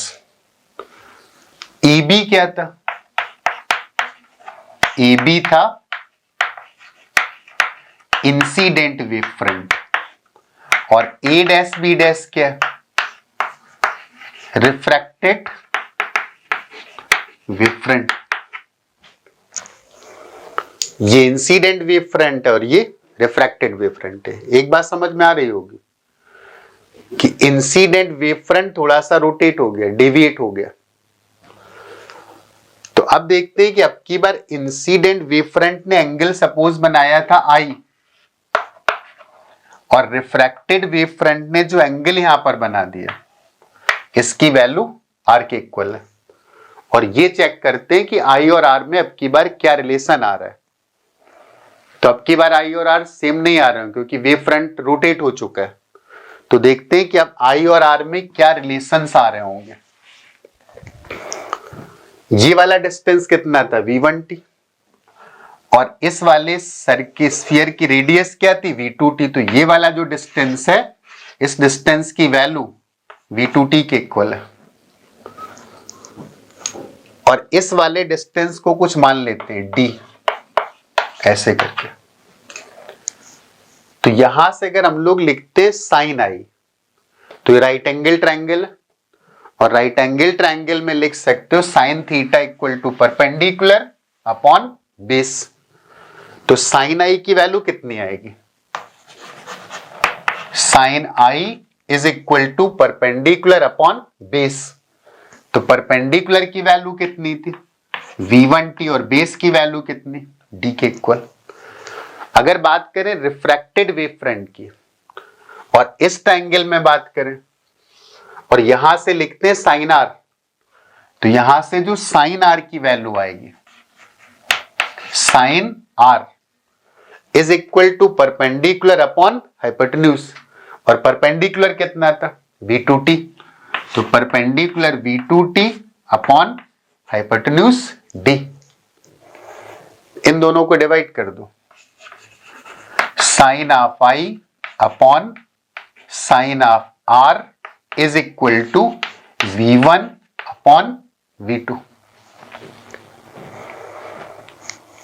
अब साफ साफ दिख रहा है कि जो ऑब्जर्वेशन है, जब रे रेरर मीडियम से डेंसर में जाती तो नॉर्मल की तरफ झुक जाती, तो जो वेव फ्रंट एंगल बनाता है वही नॉर्मल वेव फ्रंट सरफेस के साथ जो एंगल बनाता है वही लाइट रे नॉर्मल के साथ एंगल बनाती है। सपोज मैं यहां पर एक नॉर्मल ड्रॉ करता, ये आई था तो ये 90 माइनस आई है, तो इंसिडेंट रे ने नॉर्मल के साथ जो एंगल बनाया वो आई। यहां से एक नॉर्मल ड्रॉ कर देते हैं, ये रिफ्रैक्टेड रे थी और ये वाला एंगल आर था, तो ये 90 माइनस आर और ये आर के इक्वल। इसका मतलब रिफ्रैक्टेड रे का नॉर्मल के साथ एंगल आर और इंसिडेंट रे का नॉर्मल के साथ एंगल आई, और यहां पर साफ साफ दिख रहा है कि आर की वैल्यू आई से छोटी आ रही। तो आर की वैल्यू अगर आई से छोटी है तो उस केस में साइन आई साइन आर से बड़ा है, और अगर साइन आई साइन आर से बड़ा है तो इस पर्टिकुलर केस में बोल सकते हैं कि v1 अपॉन v2 की वैल्यू 1 से बड़ी है। इसका मतलब v1 is greater than v2। तो डेंसर मीडियम में लाइट की स्पीड कम हो जाती है। ये हम लोग हाइजेंस के वेव मॉडल से बता सकते हैं, जबकि ये बात न्यूटन ने गलत बताई थी। न्यूटन के अकॉर्डिंग डेंसर मीडियम में लाइट की स्पीड ज्यादा आ रही थी। तो ये रिजल्ट आ गया sine I upon sine R equal to v1 upon v2। इस फॉर्मूले को थोड़ा सा एडजस्ट करते हैं, एक प्रॉपर्टी यहां पर और इंट्रोड्यूस करते हैं, sine I upon sine R is equal to, इसको लिख देते हैं c अपॉन v1 v2, और इसको लिख देते हैं c अपॉन v1। तो मैंने कोई चेंज नहीं किया, c से डिवाइड किया, c से मल्टीप्लाई किया। या ऐसे बोल दो, c से मल्टीप्लाई करो, c से डिवाइड करो, v1 अपॉन v2। v1 को इसके नीचे लिख दो, v2 को इसके साथ लिख दो, तो c upon v2 upon c upon v1। और ये दूसरे मीडियम की प्रॉपर्टी, ये पहले मीडियम की प्रॉपर्टी है, और इसी को बोलते हो दूसरे मीडियम का रिफ्रैक्टिव इंडेक्स, और इसको बोलते हो पहले मीडियम का रिफ्रैक्टिव इंडेक्स। क्रॉस मल्टीप्लाई करेंगे तो आएगा μ1 sine of I is equal to μ2 sine of R. और ये कौन सा लॉ लिखा हुआ है? स्नेल्स लॉ लिखा हुआ है। तो हाइजेंस के वेव मॉडल से यहां पर स्नेल्स लॉ भी प्रूव हो गया और वेलोसिटी भी करेक्टली डिफाइंड हो गई। फिलहाल हम लोगों ने जो एग्जांपल लिया था वो रेयर मीडियम से रिफ्रैक्शन हो रहा था, किस मीडियम में? डेंसर मीडियम में हो रहा था। अब फ्रीक्वेंसी केवल किस पर डिपेंड करती? सोर्स पर। तो ये लाइट रे जिस भी सोर्स से आ रही होंगी फ्रीक्वेंसी उसी पर डिपेंड करेगी। तो अगर फ्रीक्वेंसी उसी पर डिपेंड करती तो यहां पर बोल सकते हो sine I upon sine of R is equal to v is equal to nu lambda. तो इस v1 को लिख सकते हैं न्यू लैम्डा 1 और v2 को लिख सकते हैं न्यू लैम्डा 2। तो this will be equal to lambda 1 upon lambda 2। तो एक रिजल्ट और आ गया, sine I upon sine R is equal to lambda 1 upon lambda 2। तो हाइजेंस के प्रिंसिपल से हम लोग रिफ्रैक्शन को भी प्रॉपरली जस्टिफाई कर सकते हैं। तो हम लोगों ने लिया था रेरर मीडियम से डेंसर, लेकिन देखते हैं अगर डेंसर से रेरर जाते तो क्या होता, तो उस केस में वेव फ्रंट कैसे चेंज होता। थोड़ी सी प्रैक्टिस हो जाएगी और वेव मॉडल प्रॉपरली समझ में भी आ जाएगा। अब की बार हम लोग बात करेंगे कि लाइट रे अगर डेंसर मीडियम से रेरर मीडियम में जाती तो क्या हो रहा होगा। तो तो अगर लाइट रे डेंसर मीडियम से रेयर में जाती है तो उस केस को देखते हैं। ये सरफेस है, ऊपर का मीडियम डेंसर है और नीचे का मीडियम रेयर है। एक यहां पर वेव फ्रंट इंसिडेंट होता है ये, और इस वेव फ्रंट को नाम दे देते हैं सपोज ए बी, और टी टाइम में बी वाली जो रे है वो इस बी डैश पर पहुंच जाती है, तो इसने जो डिस्टेंस चला होगा वो v1t। लेकिन उतनी देर तक इस सोर्स ने अपना काम किया होगा। अगर मीडियम चेंज ना होता तो वेलोसिटी भी कोई चेंज नहीं आती, तो ये वाला डिस्टेंस भी v1t के इक्वल आता। लेकिन अब की बार इस मीडियम में वेलोसिटी v2, और चूंकि रेयर मीडियम है तो v2 की वैल्यू v1 से बड़ी आएगी। तो अब की बार इस सोर्स ने जो वेव एमिट करी होंगी वो वेव एमिट करी होंगी, उनका डिस्टेंस v2t कुछ ऐसे आ रहा होगा, और इन्होंने जो डिस्टेंस ट्रैवल किया होगा उस डिस्टेंस की वैल्यू v2t के इक्वल। और ये वेव फ्रंट हम लोग तब बनाएंगे जब टाइम की वैल्यू t के इक्वल हो चुकी है। तो t टाइम पर तो ये वाली वेव यहां पर पहुंची है, इसका मतलब इस पॉइंट पर वेव इंसिडेंट हुई है, तो इसका जो वेव फ्रंट आएगा वो स्फीयर आएगा, और उस स्फीयर की रेडियस फिलहाल 0 होगी। और जो हमारा एनवेलप होगा इसको भी टच करना चाहिए, इसको भी टच करना चाहिए, तो दोनों को टच करे इसका मतलब वो ऐसे जाना चाहिए। तो फिर ये क्या हो गया, ये हम लोगों का रिफ्रैक्टेड वेव फ्रंट हो गया। अब की बार वेव रेस ऐसे जा रही इस तरीके से, और ये वाला जो डिस्टेंस चला होगा इस डिस्टेंस की वैल्यू v2t के इक्वल। और ये वाला वेव कौन सा वेव फ्रंट था, इंसिडेंट वेव फ्रंट था। ये जो वेव फ्रंट था ये तो इंसिडेंट वेव फ्रंट था। तो साफ साफ दिखाई दे रहा है कि अब की बार वेव फ्रंट थोड़ा सा रोटेट हो गया। तो जब डेंसर मीडियम से रेयर में जाते हैं तो इंसिडेंट वेव फ्रंट ऐसे था, और जो रिफ्रैक्टेड वेव फ्रंट आएगा वो ऐसे जाएगा, ऐसे। ये थोड़ा सा रोटेट हो जाएगा। और डेंसर से अगर रेयर में गए तो ये इंसिडेंट वेव फ्रंट है, और रिफ्रैक्टेड वेव फ्रंट नॉर्मल की तरफ झुक जाएगा, तो वो फिर ऐसे जा रहा होगा, ऐसे। ये इंसिडेंट वेव फ्रंट अगर मीडियम ना चेंज होता तो ऐसे जाता, मीडियम चेंज हो गया रेयर से डेंसर, तो ये थोड़ा सा घूम गया। इन बातों को कनेक्ट भी कर सकते हो, जैसे प्रिज्म। अगर हम लोग बात करते प्रिज्म की, तो प्रिज्म में जब कोई लाइट रे पड़ती थी तो क्या होता था, वो तो बेस की तरफ टर्न हो जाती थी ना। और लाइट रे अगर बेस की तरफ टर्न होती थी तो इस बात को हम लोग यहां से एक्सप्लेन कर सकते हैं। कैसे, ये सपोज एक प्रिज्म है, और यहां पर हम लोगों ने एक प्लेन वेव फ्रंट ऐसे करके इंसिडेंट करा दिया।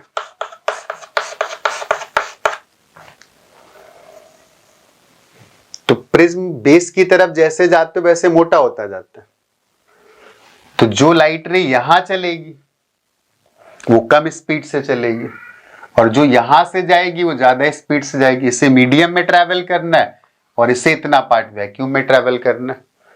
तो वेव फ्रंट का जो नीचे वाला हिस्सा है वो कम चल पाएगा, ऊपर वाला हिस्सा ज्यादा चलेगा। जब तक नीचे वाला हिस्सा यहां पर पहुंचेगा, ये सपोज बी था और बी पहुंचेगा बी डैश पर, तब तक ए वाली वेव यहां पर पहुंच चुकी होगी सपोज ए डैश पर।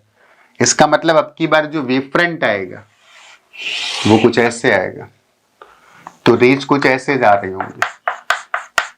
तो हाइजेंस प्रिंसिपल से हम लोग ये भी डिस्कस कर सकते कि जब प्रिज्म पर कोई रे इंसिडेंट होती तो वो बेस की तरफ क्यों टर्न हो जाती। अब जैसे बात करते हैं हाइजेंस प्रिंसिपल से लेंस को डिस्कस करना, कि लेंस अगर कन्वर्जिंग है या डाइवर्जिंग। सपोज हम लोग बात कर लेते हैं कन्वर्जिंग लेंस की, ऐसे, और यहां पर एक प्लेन वेव फ्रंट इंसिडेंट होता है इस तरीके से। तो जो रे यहां से जाएगी उसे मीडियम में ज्यादा डिस्टेंस ट्रैवल करना है, और मीडियम में लाइट की स्पीड होगी कम। जो यहां से जाएगी उसको रिलेटिवली कम ट्रैवल करना है, यहां से जाएगी और कम करना है, यहां से जाएगी और कम करना है, यहां से जाएगी और कम करना है। तो जो लाइट रे यहां से गई थी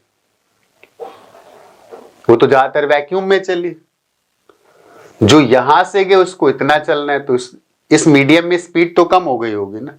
तो जब तक ये वाला यहां पर पहुंचेगा तब तक ये वाला कहीं और पहुंच चुका होगा। इसका मतलब जो, और अब की बार जो कर्वेचर है वो डिफरेंट है, तो अब की बार जो वेव फ्रंट आ रहा होगा वो वेव फ्रंट कुछ ऐसे हो जाता है। तो अब रेज ऐसे चल रहे होंगे इस तरीके से, और दिख रहा है कि ये रेज किसी पॉइंट पर फोकस होने जा रही है ऐसे।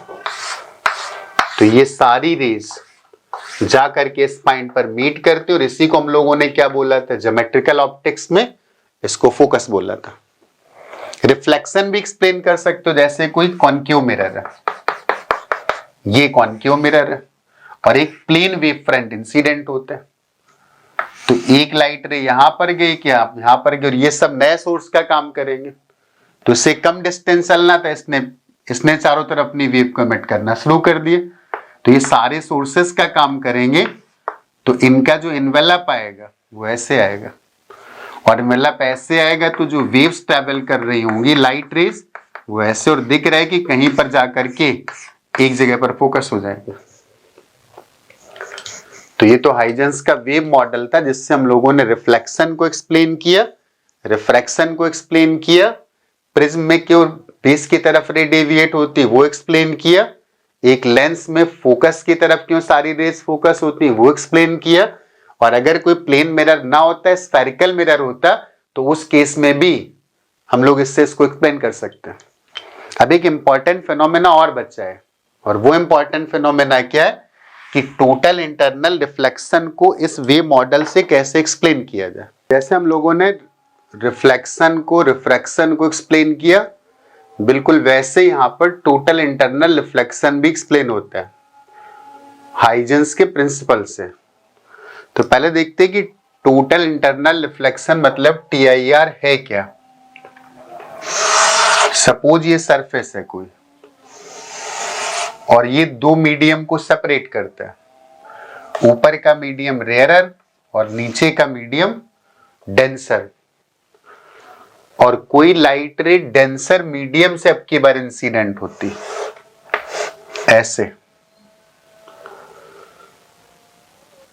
तो जब मीडियम रिफ्रैक्टिंग होता है तो लाइट रे दूसरे मीडियम में एंटर करती, लेकिन जब डेंसर से रेयरर मीडियम में जाते हो तो लाइट रे नॉर्मल से थोड़ा सा दूर हट जाती है ऐसे।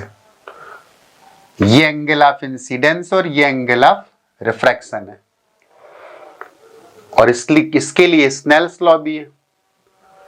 तो इसका रिफ्रैक्टिव इंडेक्स सपोज μ1 और इसका रिफ्रैक्टिव इंडेक्स μ2, तो Snell's law μ1 sine of I is equal to μ2 sine of R। और चूंकि हम लोगों ने μ1 की वैल्यू को μ2 से बड़ा माना,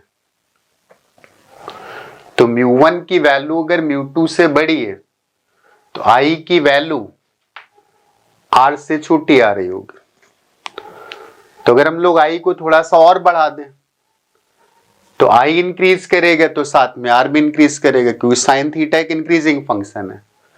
तो I बढ़ाते बढ़ाते एक ऐसा एंगल अचीव होता है कि जिसके लिए R की वैल्यू 90 के इक्वल हो जाती, इसको बोलते हैं ग्रेजिंग इंसिडेंस, और इस वाले एंगल को बोलते हैं क्रिटिकल एंगल, इसको मान लेते हैं थीटा C। तो इस सिचुएशन के लिए स्नेल्स लॉ आ जाएगा μ1 साइन ऑफ इंसिडेंट एंगल हो गया थीटा C, और एंगल ऑफ रिफ्रैक्शन हो गया 90, और साइन 90 की वैल्यू 1 के इक्वल हो गई।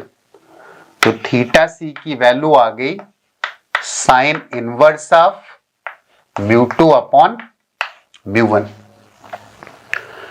लेकिन अगर एंगल को थीटा C से बड़ा कर दिया जाए, ये सरफेस था, ये नॉर्मल था, और एंगल मैंने थीटा C से और बड़ा कर दिया, this angle theta is greater than theta C।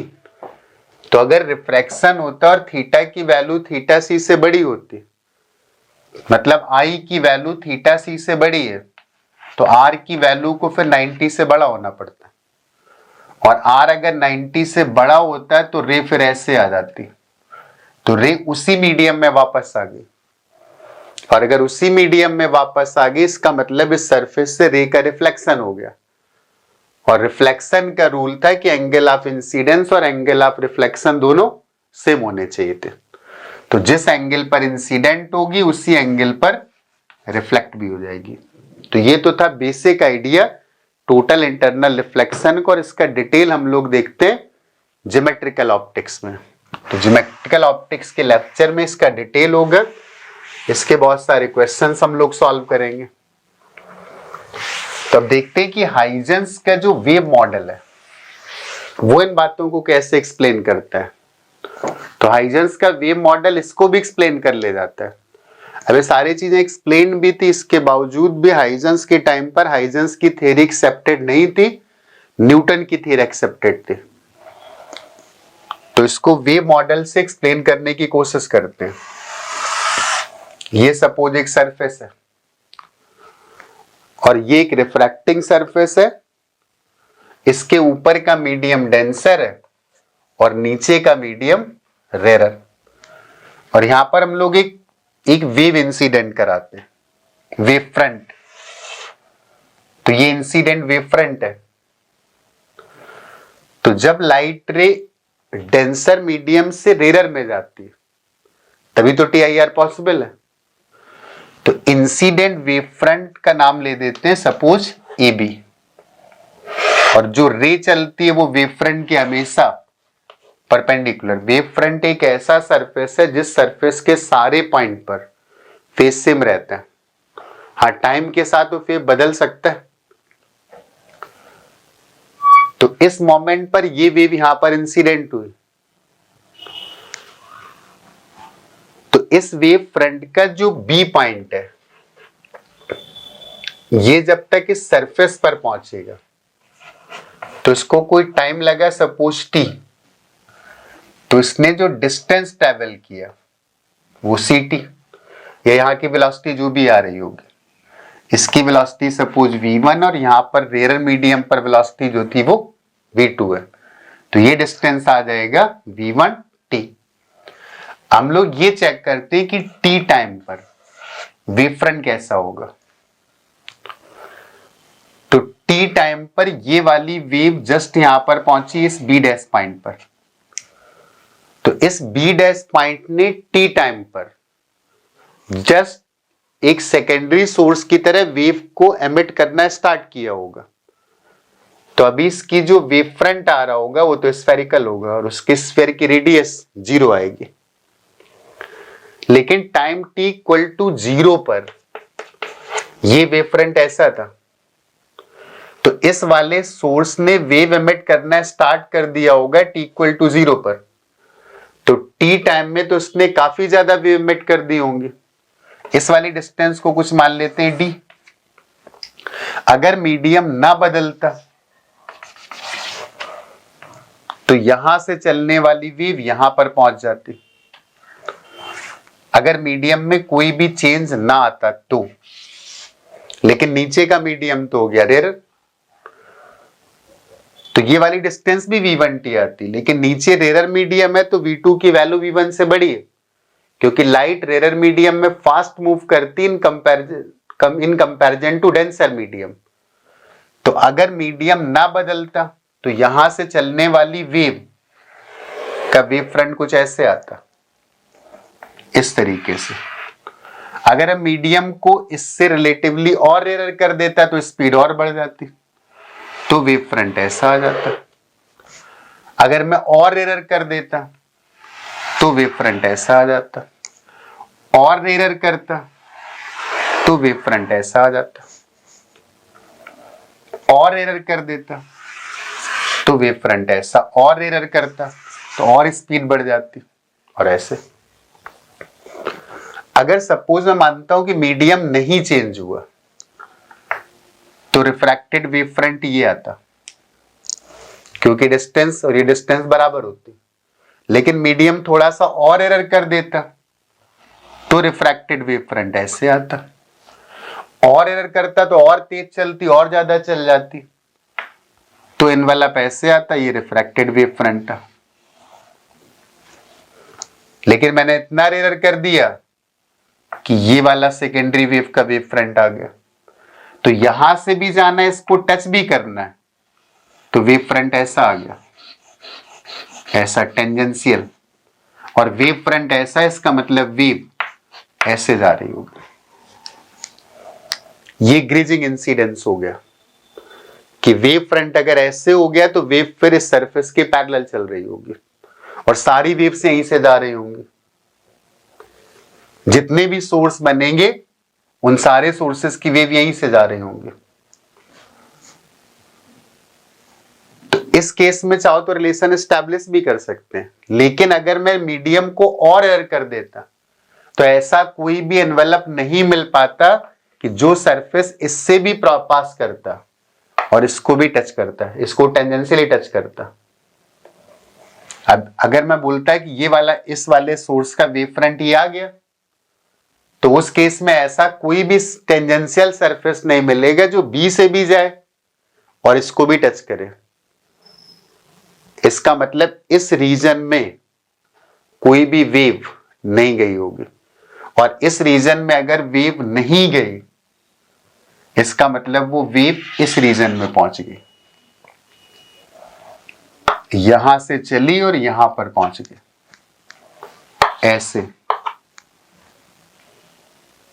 और उसी मीडियम में वापस से ली गई, इसका मतलब रिफ्लेक्शन हो गया।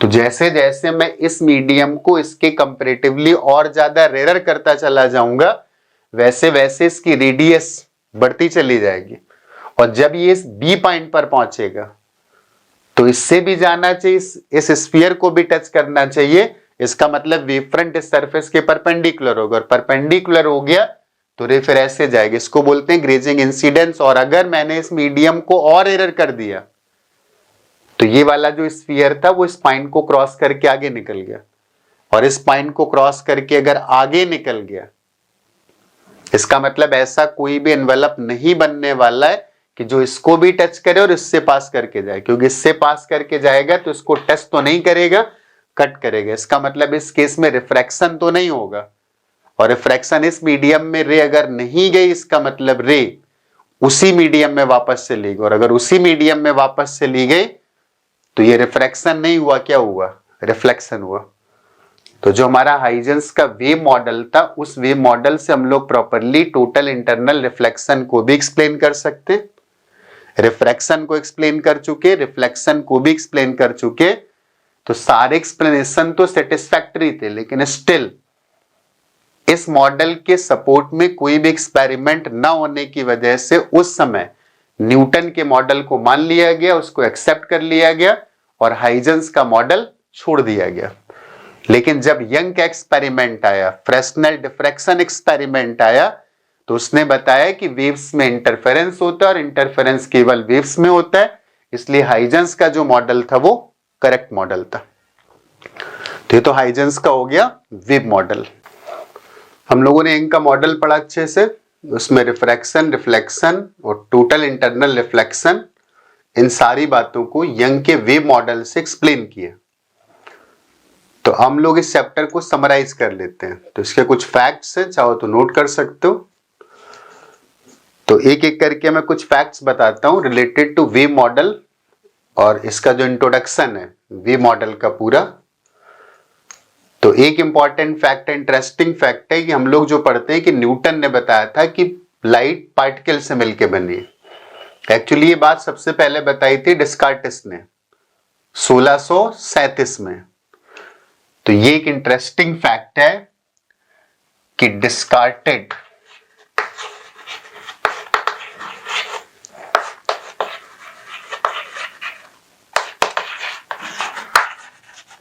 presented his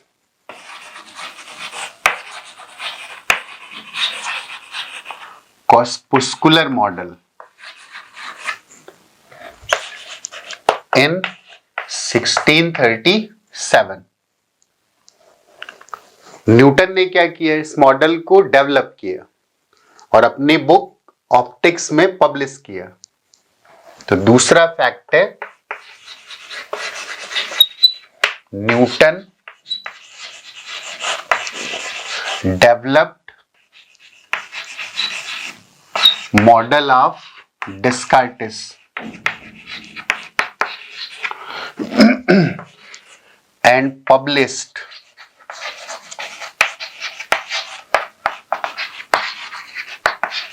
in his famous book, और उस बुक का नाम था ऑप्टिक्स। फिर इनके कंटेम्परेरी साइंटिस्ट थे क्रिश्चियन हाइजेंस। उन्होंने क्या किया, उन्होंने लाइट के बारे में बताया कि लाइट पार्टिकल्स नहीं है, पार्टिकल से मिलकर नहीं बनी है, बल्कि वेव है। In 1678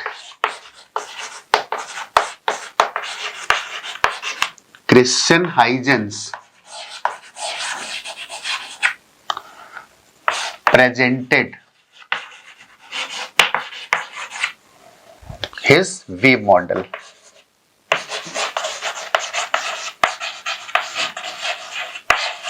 जिसके बारे में हम लोग डिटेल में पढ़ चुके हैं।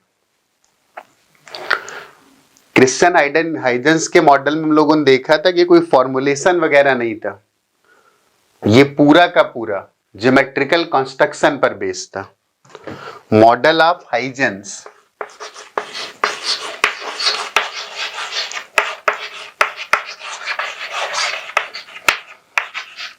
was totally based on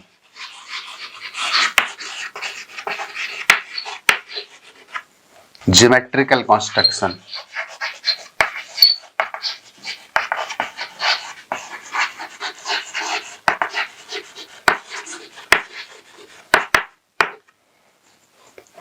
हम लोगों ने देखा था वहां पर कोई फॉर्मूला वगैरह नहीं है, राइट। तो सबसे पहले डिस्कार्टिस ने पार्टिकल नेचर दिया, न्यूटन ने उसको डेवलप किया, अपनी ऑप्टिक्स की बुक में पब्लिश किया। उनके कंटेम्परेरी थे क्रिश्चियन हाइजेंस, उन्होंने अपना वेव मॉडल लाइट के लिए दिया, और वो वेव मॉडल पूरा का पूरा किस पर बेस्ड था, ज्योमेट्रिकल कंस्ट्रक्शन पर बेस्ड था। हाइजेंस के वेव मॉडल ने क्या क्या एक्सप्लेन किया,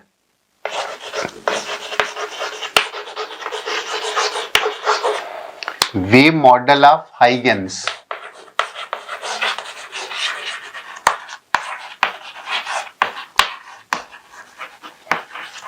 explain। हाइगन के वेव मॉडल ने प्रॉपरली एक तो रिफ्लेक्शन को एक्सप्लेन किया, दूसरा किसको एक्सप्लेन किया, रिफ्रैक्शन को, तीसरी कौन सी चीज एक्सप्लेन करी, टोटल इंटरनल रिफ्लेक्शन। चौथा क्या एक्सप्लेन किया, चौथा एक्सप्लेन किया कि लाइट स्ट्रेट लाइन पे ट्रैवल करती, मतलब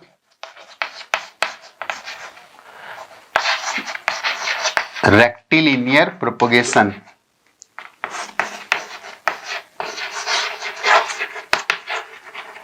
ऑफ लाइट, रेक्टिलिनियर का मतलब है कि लाइट स्ट्रेट लाइन में ट्रैवल करती है। और हाइजेंस के मॉडल में यह भी माना गया कि light can travel in vacuum.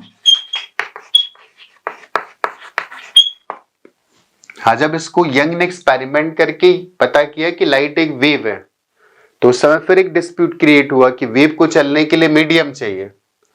तो तब एक मीडियम अज्यूम कर लिया गया कि वहां पर ईथर एग्जिस्ट करता है स्पेस में। तो ये अगला इंपॉर्टेंट फैक्ट है कि हाइजेंस के मॉडल से reflection, refraction, total internal reflection, rectilinear propagation of light, और लाइट वैक्यूम में भी ट्रैवल कर सकती है। हाइजेंस न्यूटन के मॉडल में एक प्रॉब्लम थी, जो कॉर्पुस्कुलर मॉडल था उसके अकॉर्डिंग डेंसर मीडियम में लाइट की स्पीड ज्यादा होनी चाहिए क्योंकि अट्रैक्टिव फोर्सेस लगेंगे। लेकिन एक्चुअली जो रिजल्ट था कि डेंसर मीडियम में लाइट स्लोली ट्रैवल करती है। तो एक फैक्ट ये भी है कि Huygens model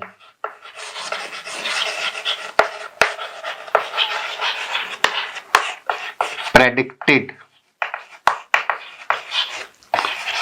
speed of light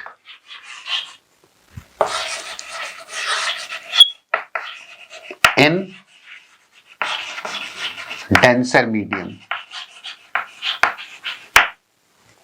Newton का मॉडल ये प्रेडिक्ट नहीं कर पाया था, तो हाइगेंस के मॉडल ने लाइट की स्पीड डेंसर मीडियम में प्रेडिक्ट करी।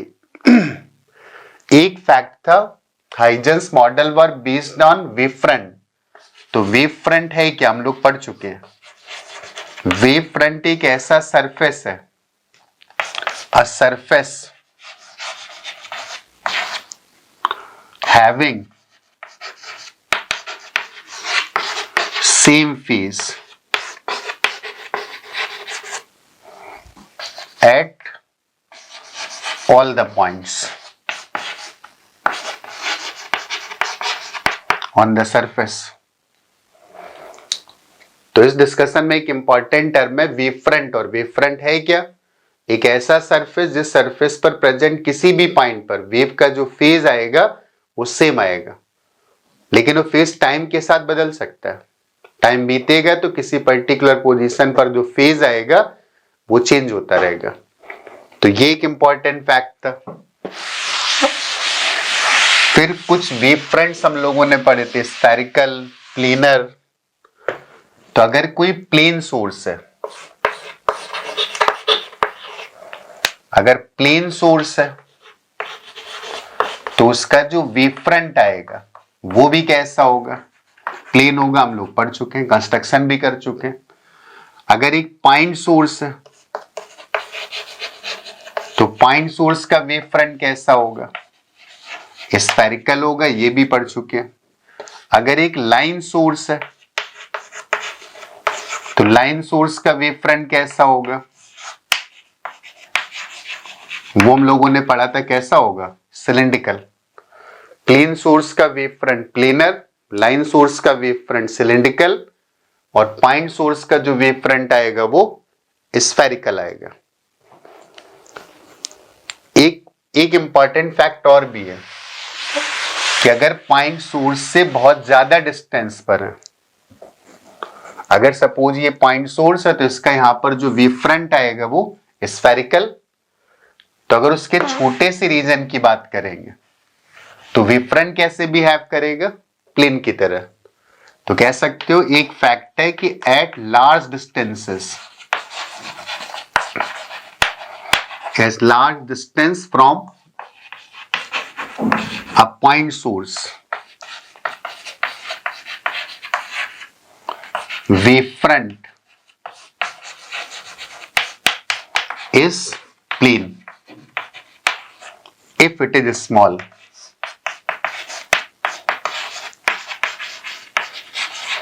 अगर कोई पॉइंट सोर्स है तो उसका वेव फ्रंट तो स्फेरिकल होगा, लेकिन अगर उसके छोटे से पार्ट की बात करोगे तो वो कैसा दिखाई देगा, प्लेनर दिखाई देगा।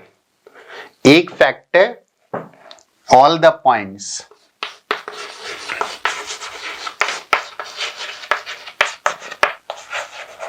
On wave front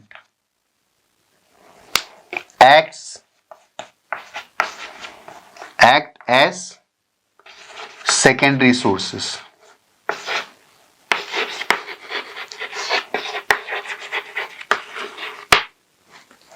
wave front के सारे पॉइंट जो होंगे, वेव फ्रंट पर जितने भी पॉइंट होंगे वो सारे सेकेंडरी सोर्सेस की तरह काम करेंगे।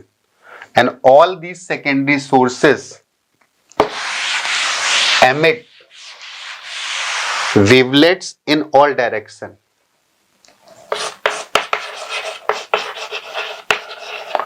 all these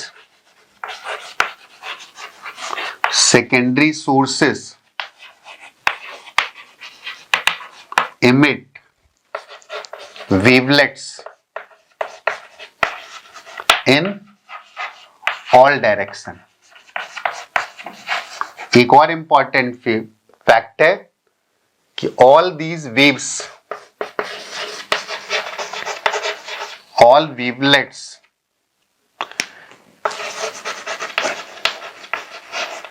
emanated from secondary sources।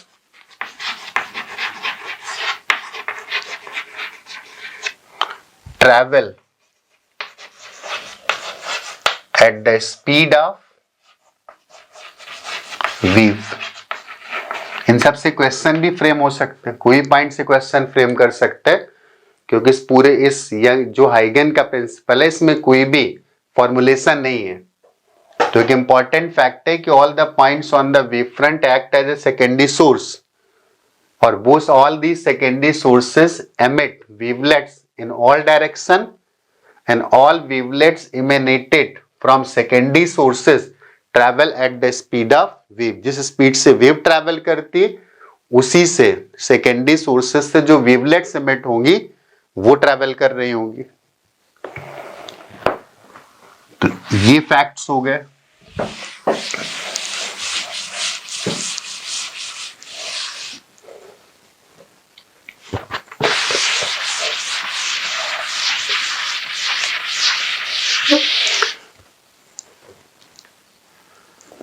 इसमें कुछ ड्रॉबैक्स, तो उसका एक फैक्ट है कि वेव्स तो बैकवर्ड डायरेक्शन में भी आ सकती है। सेकेंडरी सोर्सेस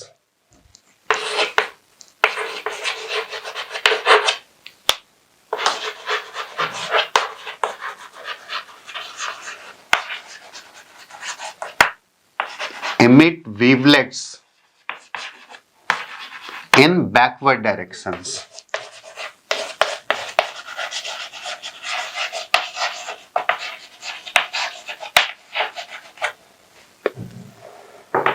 ये इसका एक ड्रॉबैक है, जबकि रियलिटी में बैकवर्ड वेव एग्जिस्ट नहीं करती। तो यहां पर हाइगेंस ने अजम्पशन लिया था कि कोई भी बैकवर्ड वेव एग्जिस्ट नहीं करती है, तो उन्होंने बोला था कि एम्पलीट्यूड, ये बात हम लोग डिस्कस कर चुके हैं, amplitude of wavelet only exist on wave front.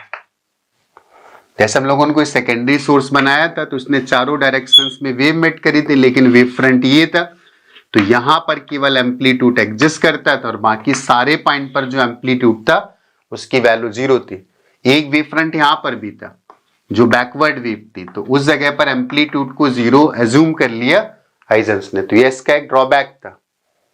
एक ड्रॉबैक यहां पर और भी था कि हाइजेंस ने जो माना था कि लाइट का प्रोपोगेशन रेक्टिलिनियर है, मतलब लाइट स्ट्रेट लाइन में ट्रैवल करती है, जबकि डिफ्रैक्शन के बाद पता चला कि लाइट स्ट्रेट लाइन में ट्रैवल नहीं करती है।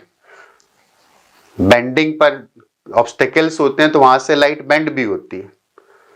तो एक ड्रॉबैक ये भी था कि लाइट स्ट्रेट लाइन में ट्रैवल करती है।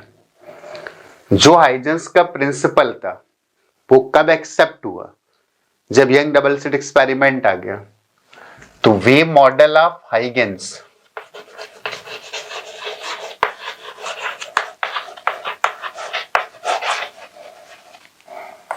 was accepted after experiment of Young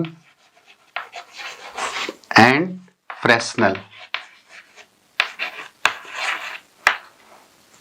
wave model को पहले एक्सेप्ट नहीं किया गया था, पहले कर्पुस्कुलर मॉडल को एक्सेप्ट किया गया था, लेकिन जब यंग का एक्सपेरिमेंट हुआ और फ्रेस्नेल डिफ्रैक्शन एक्सपेरिमेंट हुआ तो इस वेव मॉडल को एक्सेप्ट किया गया कि लाइट एक वेव है, और तब जो पार्टिकल नेचर था उसको रिजेक्ट कर दिया गया। लेकिन पार्टिकल नेचर फिर एक बार पिक्चर में आ गया तब जब फोटो इलेक्ट्रिक इफेक्ट का एक्सपेरिमेंट आया।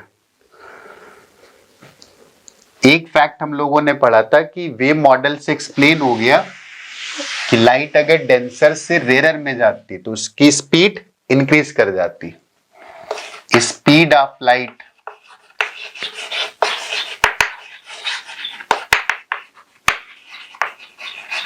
increases if it travels from denser to rarer medium। And vice versa. अगर रेयर से डेंसर में जाती है तो स्पीड की वैल्यू घट जाएगी। और यही बात हम लोग बोल सकते हैं किसके लिए, वेवलेंथ के लिए। तो चूंकि स्पीड और वेवलेंथ दोनों प्रोपोर्शनल है तो लिख सकते हो wavelength increases when light travel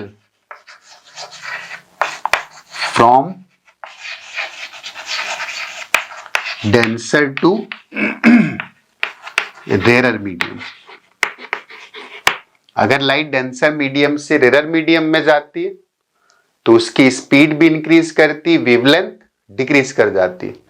और ये बात हम लोगों ने जब स्नेल्स लॉ प्रूव किया था तब प्रूव किया था कि sine I upon sine R is equal to V2 upon V1, और उसको हम लोगों ने लिखा था C upon V1 upon C upon V2 and this was N1 upon N2। और V को लिख सकते हैं ल्यू लैम्डा, तो ये वैल्यू आ गई थी λ2 upon λ1।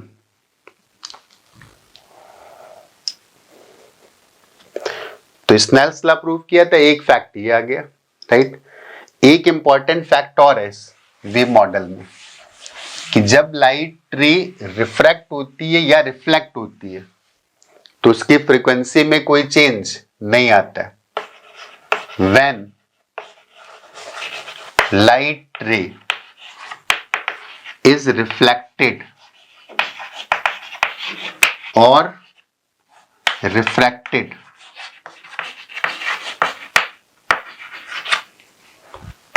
at any surface,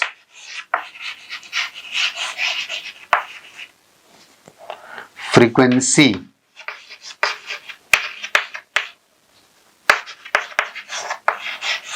of refracted and reflected rays are same as frequency of incident wave। अगर कोई लाइट रे रिफ्रैक्ट होती है किसी सरफेस से या रिफ्लेक्ट होती है तो रिफ्लेक्टेड और रिफ्रैक्टेड रेज की जो फ्रीक्वेंसी है वो वही होगी जो इंसिडेंट रे की फ्रीक्वेंसी आ रही होगी। अब बहुत सारे कंफ्यूजन्स भी आते होंगे, कभी कभी बोला जाता है लाइट फोटोन है, कभी बोला जाता है लाइट एक वेव है। फिर हम लोगों ने मैक्सवेल का प्रिंसिपल पढ़ा था, उसमें इलेक्ट्रोमैग्नेटिक वेव है, राइट। एक और इंपॉर्टेंट फैक्ट है कि लाइट की इंटेंसिटी बतानी होगी और वेव मॉडल से बतानी तो क्या चाहिए। तो अगर हमें वेव मॉडल से लाइट की इंटेंसिटी के बारे में बात करनी तो हमें एम्पलीट्यूड से बताना है। एम्पलीट्यूड जितना ज्यादा है तो इंटेंसिटी उतनी ज्यादा है। और अगर हमें लाइट का फोटोन मॉडल है जो आइंस्टाइन ने दिया था, अगर उसके अकॉर्डिंग हमें बताना है कि लाइट की इंटेंसिटी क्या है तो उस केस में हम लोग क्या चूज करते हैं कि नंबर ऑफ फोटोन क्या है। तो एक इंपॉर्टेंट फैक्ट है कि intensity of light wave in wave model is represented by amplitude, and in photon model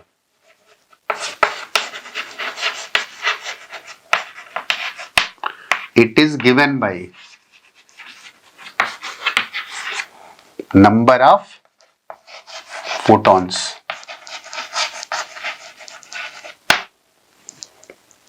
अगर हमें इंटेंसिटी बतानी और फोटोन मॉडल से बता रहे हैं तो हम ये चेक करेंगे कि वहां पर नंबर ऑफ फोटॉन्स कितने हैं। और अगर इंटेंसिटी में वेव मॉडल से बतानी तो ये पता करना है कि एम्पलीट्यूड कितना है, क्योंकि वेव्स के टॉपिक में हम लोग पढ़ चुके थे कि intensity is directly proportional to amplitude square. एक और इंपॉर्टेंट फैक्ट है कि लाइट जब डेंसर मीडियम में ट्रेवल करती है तो उसकी स्पीड तो घट जाती, तो स्पीड घट जाती तो क्या एनर्जी भी घट जाएगी। तो उसका आंसर है कि एनर्जी स्पीड पर डिपेंड नहीं करती है, एनर्जी एम्पलीट्यूड पर डिपेंड करती है। तो अगर लाइट रे डेंसर मीडियम में एंटर करती है तो उस केस में स्पीड तो चेंज होगी, लेकिन एनर्जी किस पर डिपेंड करती, वो एम्पलीट्यूड पर डिपेंड करती है। Huygens could not predict nature of rather transverse nature। ये हम लोगों को बाद में पता चला है कि लाइट वेव ट्रांसवर्स वेव्स हैं। Transverse nature of light waves, ये एक फैक्ट हो गया।